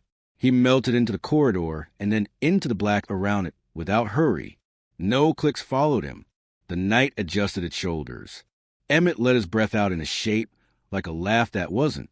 Sometimes, he said, the worst thing in the woods is a man who learned a trick. Dale closed the bench lid with his palm. We'll take the notebook to town, he said. We'll give the sheriff the lock. He pocketed it in that tidy way he has. The rest stays, he added, because the wood preferred not to be rearranged too much in one evening. Rowan stood beside me and looked at the jar stones. His face softened with something like pity and something like contempt. They like it when we take their picture, he said, almost mournful. Anything that makes a mouth is flattered by a frame. Then we make fewer frames, Emmett said. And when we have to, we put them in jars. We walked back along the easement. The wire hum overhead turned every few steps into a pulse we could match. At the creek bed, the camera we left lay exactly where it had been, strapped, glistening with dew. I resisted the urge to kick it into the mud. Emmett set one of the empty jars beside it and tied the bright string around both mouth and machine like a joke that might not be a joke. At the fence, the night had learned to whisper again, the nice kind.